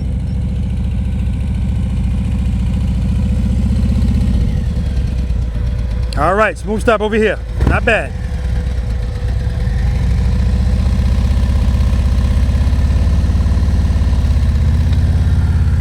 Clutch. That's 10. You had it, man. Trust and believe. Trust and believe. That's 20. Smooth stop. That's 30. Front brake. And that's exactly what I was looking at. I knew if I told him, all right, where's my stop? The severity of what he thinks it is, I need to stop quick. Front brake. Nice, Chi. Give me another one over here.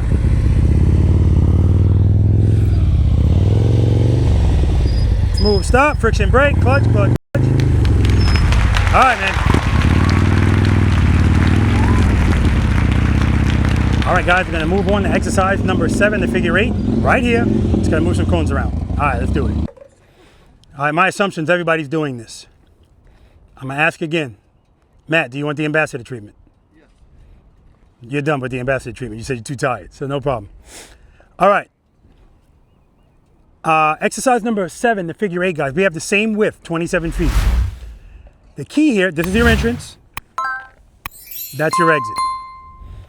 We're doing it twice, meaning you're doing a figure 8, 2 figure 8s in here. We're only doing the exercise once, okay? Either you got it or you don't, not a big deal, right? Because this is number 7. This is your entrance. When you come in here, I want you to, now this is about wheel placement. Now we're gonna start practicing that. I'm letting you know I want your wheel in the vicinity of this cone. So you should be at this line. If you're off of this line, your wheel placement's off. Now you're gonna have to make it up over there. Again, it's not an issue. And then I want you to go to the top. If you're way off of the top, you're gonna have to make it up down there. I know all of you don't need all of the space. It's not about that. It's about practicing wheel placement.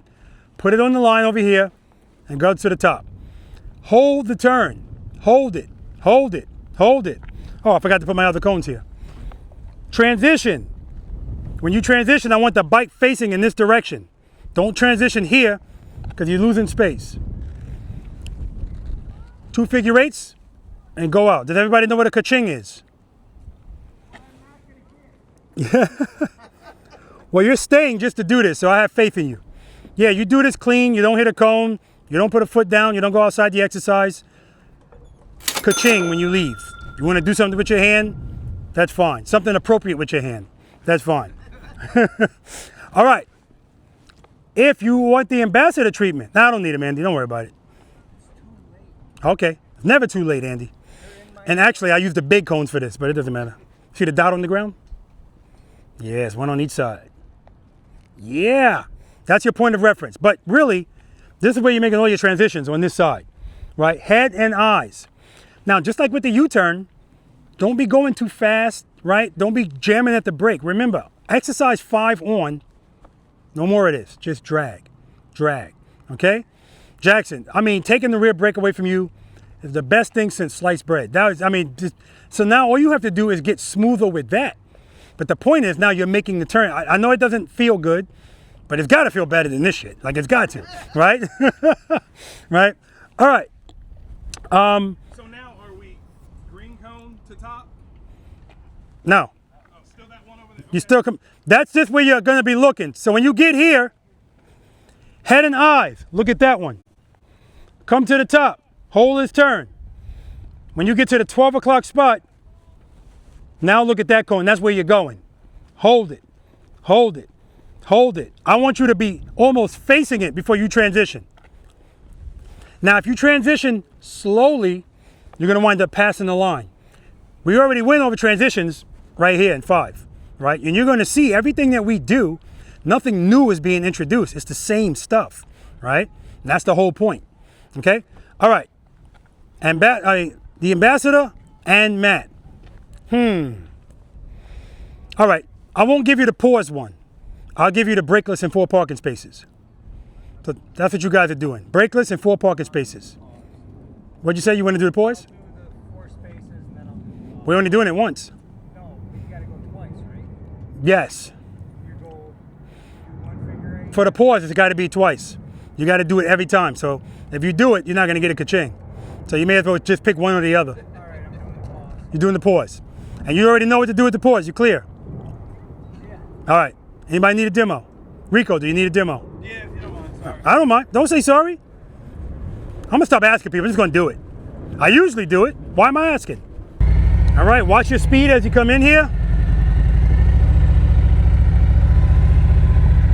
Head and eyes to the top. Hold the turn. Head and eyes. Hold it. Hold it. Transition. Hold it. Hold it. Transition.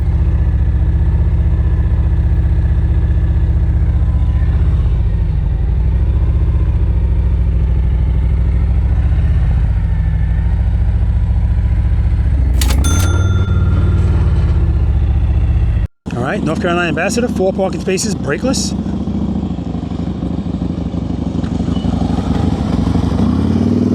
Oh no, he's going for the, oh yeah, he is. He's going for the stop. Nope, he didn't stop.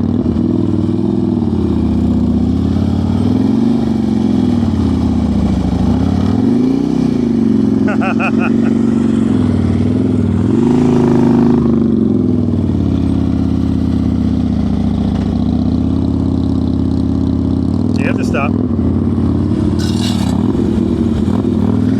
Why are you picking up your foot? You got footboards.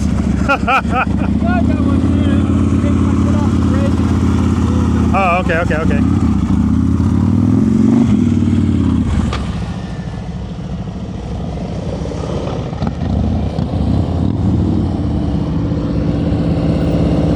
Wheel placement.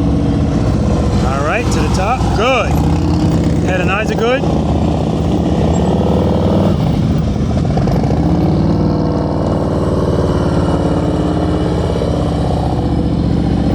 Nice, very nice. Head and eyes are perfect. Come on now. Keep it loaded. Head and eyes on the exit. There we go. It almost fell apart. Good job, man.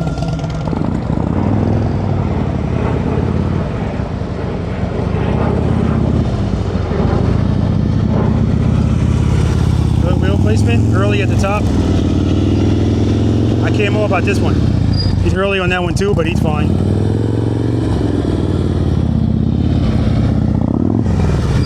Nice.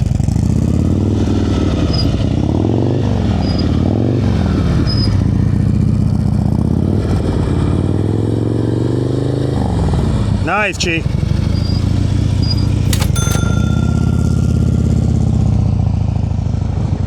I'm getting a lot closer.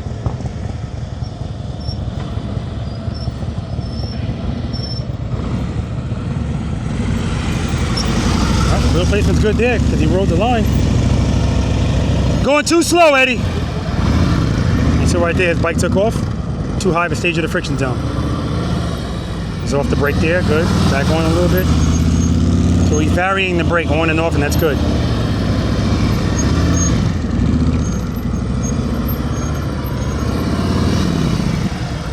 Yeah! All right, now we're giving Jackson his brake back. See if he makes us regret it. Easy on that brake, just drag it. Head and eyes. You're still dabbing at the brake. Keep it loaded.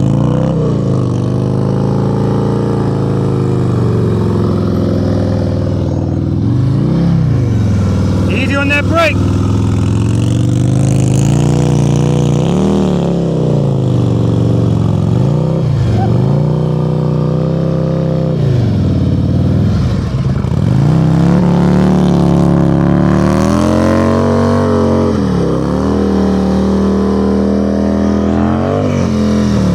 Smoking your clutch. Oh my God. He should be arrested for that abuse.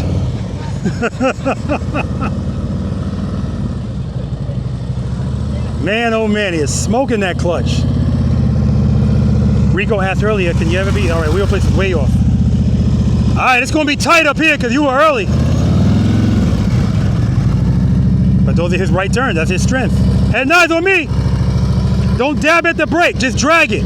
Transition. All the way to the top. Go to the top. Good. Head and eyes on me. Come to me. Hold the turn. Transition. Ah. First world problem, man. That happens sometimes. People get stuck in the turn. 4 spots. Right there, right there, right there. Yeah, oh man. That would have sucked. 4 spots, no break. No, it's the wrong 4. It's this 4. Start over.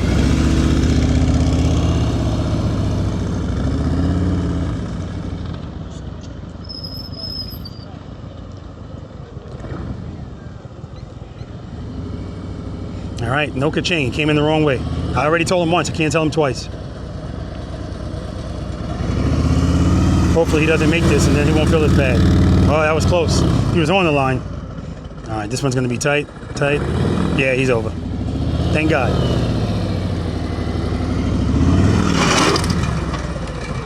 All right. All right, guys, we're going to move on to the next exercise. Exercise number 8, offset double serpentine. Let's do it. Any questions on the... John, man, that was so scary. I mean, you're really looking good. The head and eyes were perfect. And going around that last one, almost had a hiccup. But came out, so it was good. Chi, good. Jackson, I already called the Pooler police. They'll be here soon. At this level, it's just a violation, so they're just going to take a report. But man, oh man, that was me in wheel screw. That thing is just screaming. And then by the end, the clutch is smoking. So it's not just about the, it's the fact that you're in the friction zone and you're on that brake. You're making it fight, okay? All right, this is exercise number 8, the offset double serpentine. All we're doing are mini figure 8s. So the key to this, Rico, for all of you, this is the direction. John knows, that's why they park like this. And Chino, this is the direction I want you to come in. Come closer. This is the entrance, the seven gates. 1, 2, 3, 4, 5, 6, 7. The green cones are just if you need extra space. But don't disregard them because I want you to favor them, right? So when you come in here, that's the gate you're going to, but that's not the gate you're going directly to. As soon as you pass this cone, I want you to dip your bike to the left and hold it. What does hold and turns by you? Time. And space. Space and time. So I don't want you to dip it and then go back straight too soon because then you're coming at the wrong angle. I don't want you going to the gate like this. I want you to hold this turn, and when you transition, favor the green cone. Hold this turn. Hold it. I'm closer to this cone than I am to that cone, and I'm going to continue to hold it. That's my next gate, but that's where I'm going, where I came from. Keep holding this turn. Hold it. Hold it. Hold it. Head and eyes. Transition. And again, I'm not babying the transition. So again, the first thing I want you to do, pass this, dip it in. That's the first thing I wanted you to do with exercise number 5 too. Dip that bike. Boom. Once you dip it, I want you to hold it. I asked you to do that as 5, 6, and 7. Here we are at 8. Hold it, hold it. And when you hold it, you're holding it for a pretty long time. I watch how you do that, and I know whether you're ready for that. Because that's all it is holding a turn, right? Transition, boom. Matt, no brakes. Chi, no brake. Eddie's not doing this, okay. John, no brake. All right, this is the exercise. If you hold those turns long enough, the no brake thing is not a big deal at all. And the reason I'm giving this to you on this one, John, is because if you go a little too wide, just go around the green cone, right? But the extra space doesn't mean I want you to be going fast. If you're going too fast, it's going to be harder. We still got to turn, okay? Questions? Demo. Yes. Now again, people that are using the brake, no more dabbing, all right? Dabbing was over at 5. Just drag it if you need it and then come off. Dip it in, transition. Hold the turn, transition. Head and eyes, hold it, transition.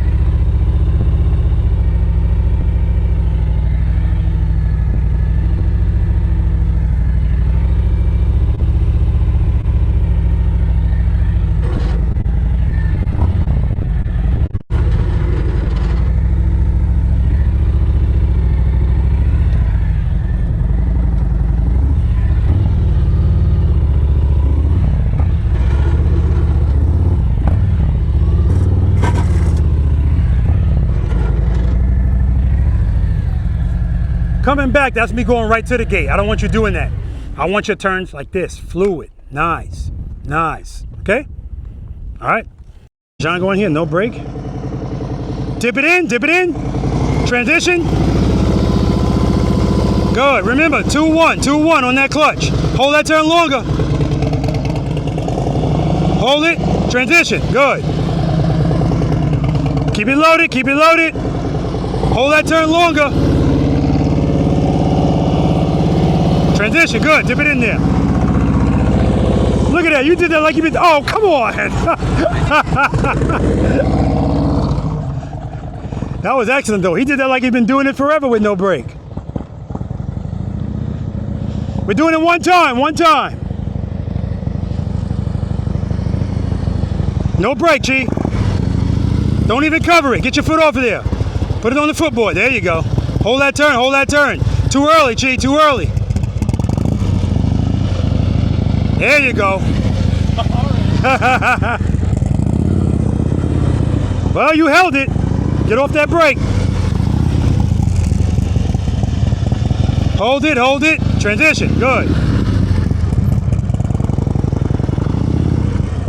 There you go. All right, Matt, no brake. Only person using the brake is Rico. Nice, hold that turn. Hold it longer next time, Matt. There we go, that's what I want. Hold it, transition. Yeah. Oh, it's beautiful thing to watch. There we go, excellent, Matt. Excellent.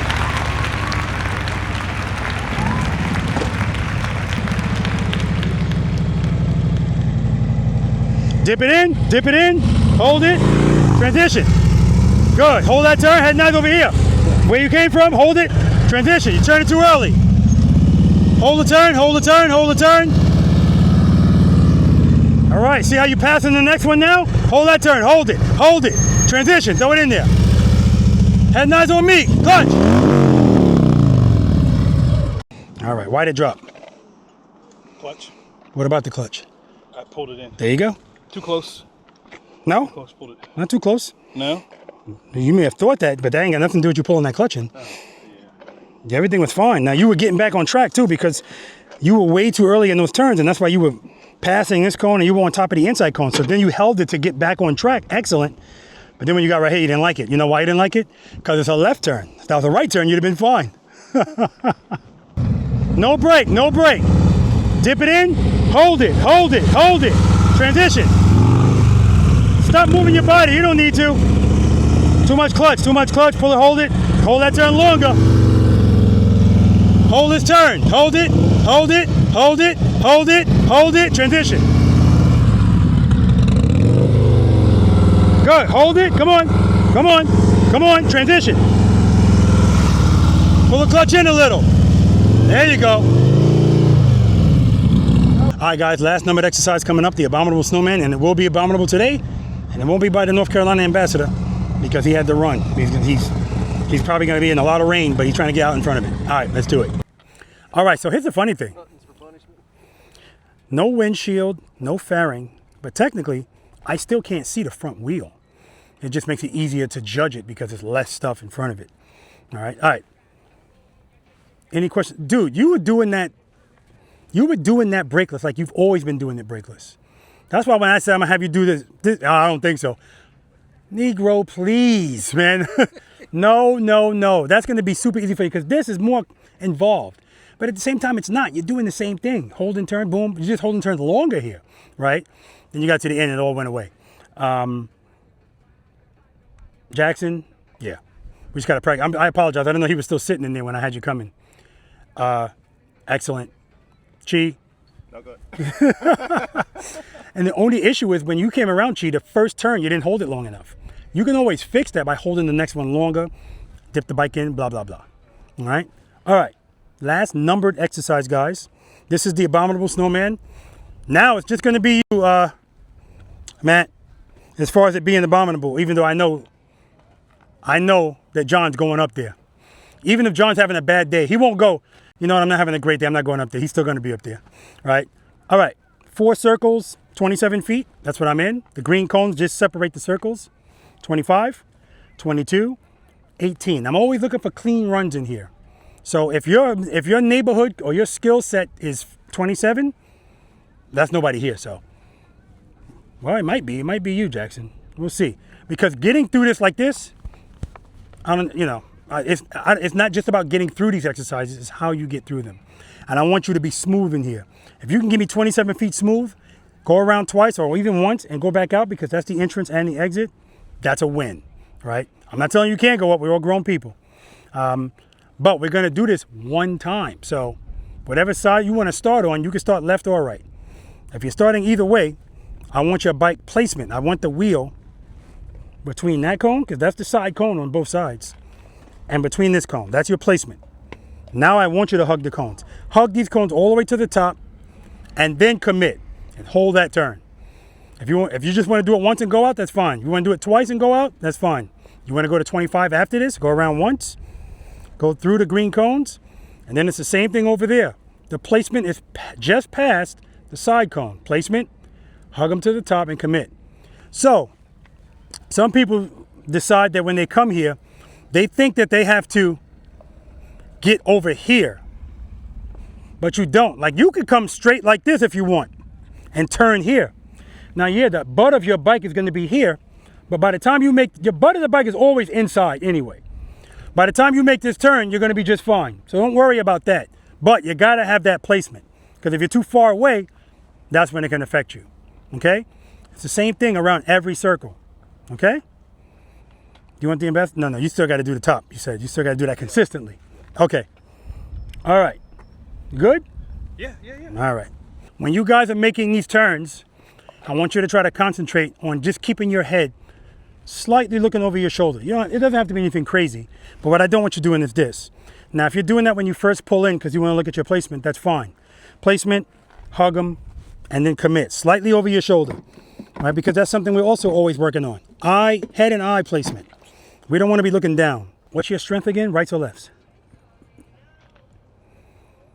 Well, I thought lefts, but left's more comfortable. Right, I probably do better. I mean, I guess that's what it comes down to. Okay, so when you come in here, start on that side. That way, when you get up to the top, you'll be on the left. All right, so I already got my placement. Hug them, commit. Hold the turn, looking slightly over my shoulder. Hold it, hold it. Placement, hug them, commit. Looking slightly over my shoulder. Placement, hug them, commit.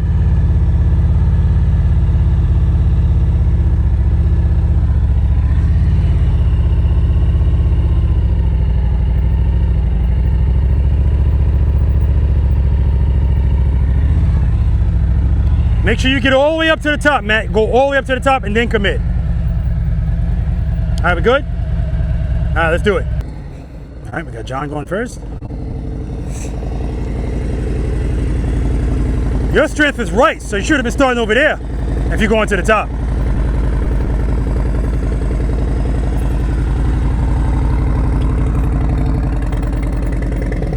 All right, you're early there.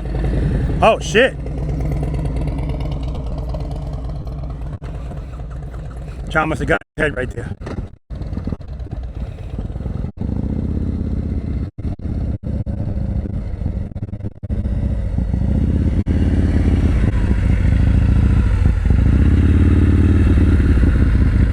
He's variating the clutch. Out, in. Right there, it's in. Now he's out. When I say in, I don't mean all the way in. 2-1, 2-1. All the way to the right, Chi. All the way to the right. Chi, you're early again. That's Chi's spot. He's always early there.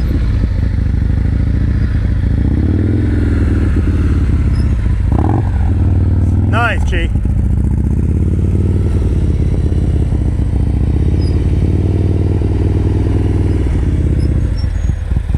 Ha! What the? I think you're doing this on purpose, Chi. Oh my God. Chi hasn't had a clean run in a long time, and I thought this was it. He was still early on that third circle. He's always early on that third circle. And usually that's what messes him up. This time it was tight, but he still made it. And then coming back, I don't know what happened there. All the way to the right. All the way to the top. Good. Commit. That's what we're doing in every circle.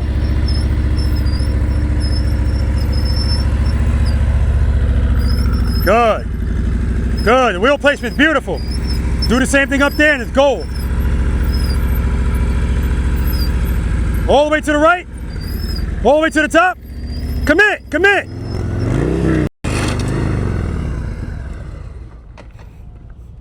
Yeah, you just didn't like that. You were looking at the cones too. I got it. Down? Yeah, we're good. Okay. Now look at your bike. You had to turn. Yeah. But I'm watching your eyes. You're looking at this cone. Look at the exit. Look for the exit. The wheel placement is beautiful. That's 10. That's 20. Yeah, I had it. Yeah? Head nice over your shoulder. Yeah. All the way to the right. So when he came down, he was dragging the brake. Now he's got no brake. Let me rephrase that. He's doing it brakeless. He's got a brake.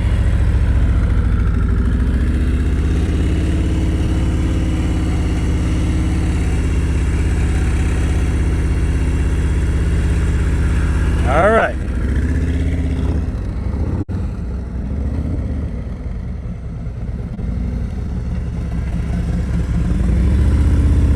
Brake, too much speed, too much speed.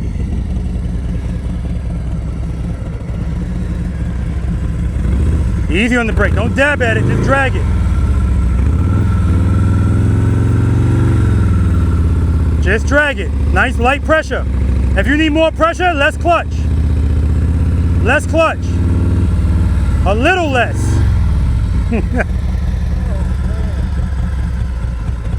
Shut it down, man. No, I don't mean shut the bike down. Shut this exercise down. Eddie McLean is back. Excellent wheel placement. Look at the head nines, guys.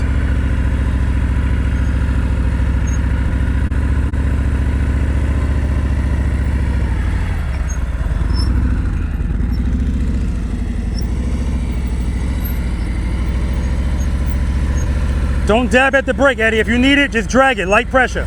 Your bike is jumping up and down. All right, you're going too slow, you're straight up. We gotta be leaning in here. Yeah.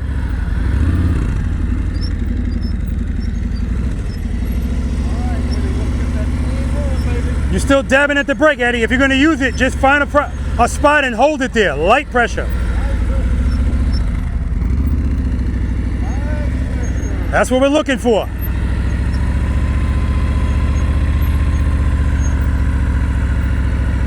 Good job, Eddie. All right, guys, it's bonus time. To lean or not to lean? Ah, man, so when Andy was here, of course I'm going to say Andy's probably going to take this. Probably, because things happen.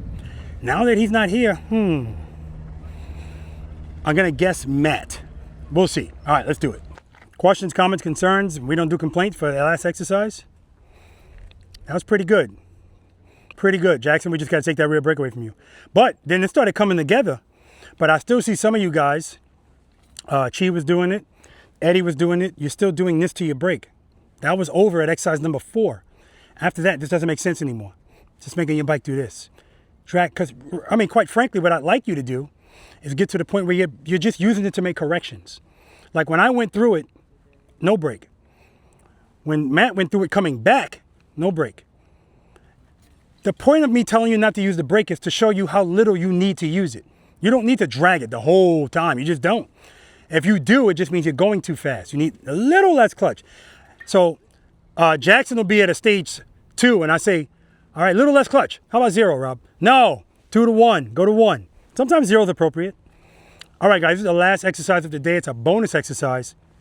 If Andy were here, I would say Andy's probably going to take it. But now that Andy's not here, who is my money on?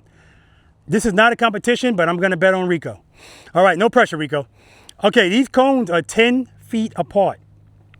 I'm kidding, it's Matt. All right, these cones are 10 feet apart. I call it to lean or not to lean. And it's called that because you have to decide whether you're going to do it straight up, leaning, or both. I don't give any advice in this exercise except to tell you, apply everything that we've gone over today here. And if you have highway pegs, fold them in, right? Now, I don't fold mine in when I'm doing this with highway pegs on the bike because that's how I ride. So I want to always ride the way the bike is so I know how much space I have. Okay? Questions? All right, demo. I'm going to do it going down, straight up, coming back, leaning.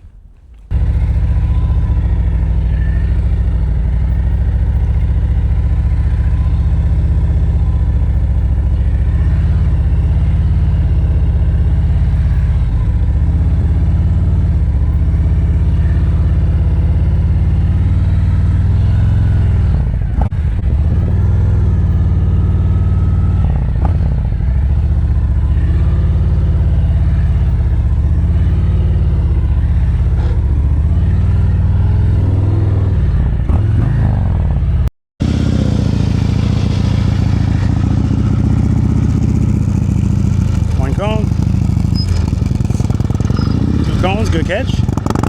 3 cones. 3 cones. So what's going on with Chi is he's just not catching it soon enough. The bike's starting to lean over. 1 cone. 2 cones. 3 cones.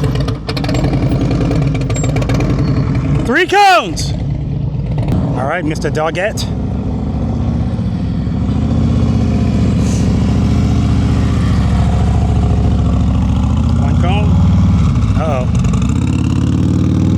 1 cone! 1 cone.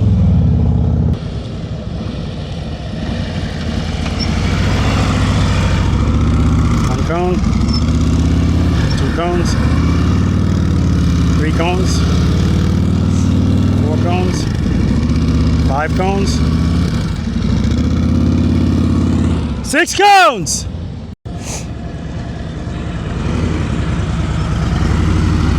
1 cone. 2 cones. He's doing it without the brake. 3 cones. He's done. 3 cones. I'll talk to him and ask him why he did it without the brake. Rico still practicing exercise number 3. 1 cone. That's it. That's it. 1 cone. Eddie, you got it. Exit interviews. Exit interviews. How you feeling? Uh-oh. Mixed emotions. Okay. Okay. Talk to me about it. I'm curious. Did a lot better than I expected. But it's like learning to ride all over again. Yeah. Definitely. The slow speed, a challenge. Yeah. I take for granted. I got 13,000 miles on that thing. And today's day 1 all over again. So. Oh yeah, absolutely. Which is good. But now I know what to do in the parking lot. Yeah. It's that speed I got to work on. Clutch control, throttle. So. And so that's why I always ask everybody, how long have you been riding? Yeah. And then I say, how long have you been practicing? I care about the second one more than the first. Way more. If you had to give, you remember what you rated yourself when you first came out here? Oh yeah. What'd you say? I said a 3-4. Any change in your number? Oh, definitely. Really? Yeah. What? Yeah, I'm going down to, I would say a 1. No. I respectfully disagree. Again, I don't give people numbers, but yeah. Did you make the right and left turns in both directions? Yes, I did. Ones don't do that. Ones aren't out here. Yeah. Oh, not today they're not. Not today they're not, but they yeah. So just to give you some perspective, ones can't make that turn. I actually like, because I do that leaving my house. Yeah. Leaving Publix. Yeah. Not that slow, but now I know I got it. Now I know how to practice it. Yeah. Now that I've seen it. Yeah. Trust and believe. I really like. Okay. I get that. Yeah, you've been doing it all day. I'm looking at you. I get that now. Before I would have never. I watched you come out bringing your bikes out the garage. Yeah. Saying I would never be able to. Wouldn't trust myself. Now, okay, one day. Yeah. Not today. Yeah. But one day I'll definitely get that. This has been a wealth of knowledge. Seeing me, seeing the other guys, all different, all different levels, how they ride, and And it's going to be even better when you see you, when this video comes out 8 months from now. No, I'm just kidding. All right, it's a pleasure, man. Well, no, I thank you very, very, very much. you doing this, I'm telling you, I've been watching your videos since I got that bike. Yeah. And literally every day. That's two awesome. or three. Yeah. I'm watching just to hear it, and then every time I pick something else. That's right. So right now my 2120. That's what I picked up, the latest thing, and I've been trying to practice. But like I said, my practice is on the street. Yeah. I need to do. That's right. I got to get up Because the it's street now. intentional. If you leave your house and your intention is I'm going to the parking lot and I'm going to practice with cones. So get these little cones, and put them in your saddlebag, you know, and you won't need that book bag. And you come out here and 1, 2, 3, 4. And actually, based on what you did today, you can practice all the way up to 6. But initially, like I said before, I want you to get very good at 1, 2, 3. 3, shit. You're looking good at 3. You've been doing it all day, so. Yeah. All right, brother. Wealth of knowledge. All right. Thank you. You got it. All right, Eddie, how you feeling, man? Fantastic. This is a great day of practice. Got a little tired toward the end, but picked it up on the Snowman. Trust me, you're not the only one, man. Everybody gets tired at the end. You remember what you rated yourself when you first came? Oh, no, we didn't get to talk to you. That's right. That's right. So what's your name? Oh, I'm Eddie from Jacksonville, Florida. Yeah, Eddie. How long you been riding a motorcycle? 19 years. How long you been practicing slow speed riding? 5 in cones? In cones, about 3 years. Okay, what are you riding today? Harley-Davidson Road Glide. Road Glide. And if you had to give yourself a rating 1 to 10 in slow speeds, what would you give yourself? 7. 7. Always a pleasure, brother. My pleasure. Thank you. All Look right, forward man. to seeing you soon. Yes, sir. All right, how you feeling, man? A little bit tired. Yeah. A little disappointed. And Sorry, I'm having trouble hearing you. What the Could you hell? repeat? Dad, I'm sorry. I always expect more of myself than I got. Yeah.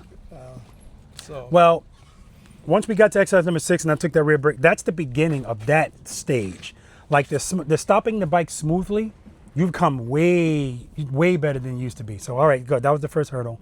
We don't stop doing that. But now, that exercise, we got to get you to stop, right? So even at 4, where this is authorized, we just got to work on it being less. I have to acknowledge your bride because even though she doesn't want to be on camera, she's been out here since you got here. 8:30? It's 3:43. I'm sorry, 1:43. So, shout out to, she's right here, but I'm gonna point to the camera. Shout out to Celia. Yes. Okay. What did you rate yourself when you first came out here? 4. Any change in that number? No, not today. Okay. Pleasure, brother. Thanks for coming out. Thanks. How you feeling, man? Good. Just tired. Yeah. Disappointed. What are you disappointed about? Because I could have done better. I mean, I get better said every time that all I the come, time. but it's just taking me long because I don't practice enough. This was probably the best session you've had in a while for a number of different exercises.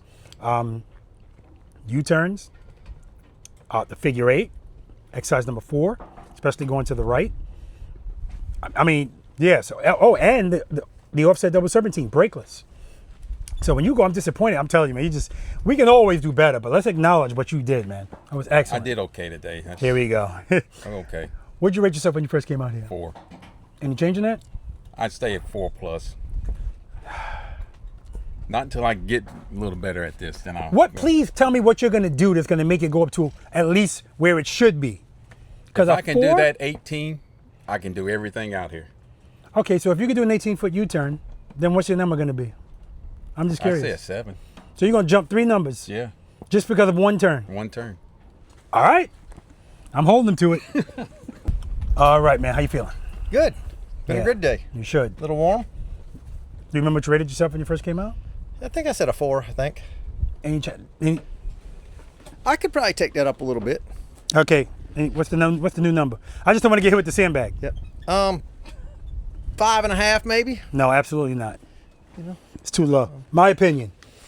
Respectfully disagree. It's a 5? No, it's too low. Were you making 18-foot U-turns brakeless? Yes. Dropping the catch, throwing the catch? Yes. Yeah, 5s ain't doing that. And that was really the first time I tried that. Even more so. You know, so it's not even something you practice. And I said, can you do this? Boom. 5s don't do that. That's all I'm going to say.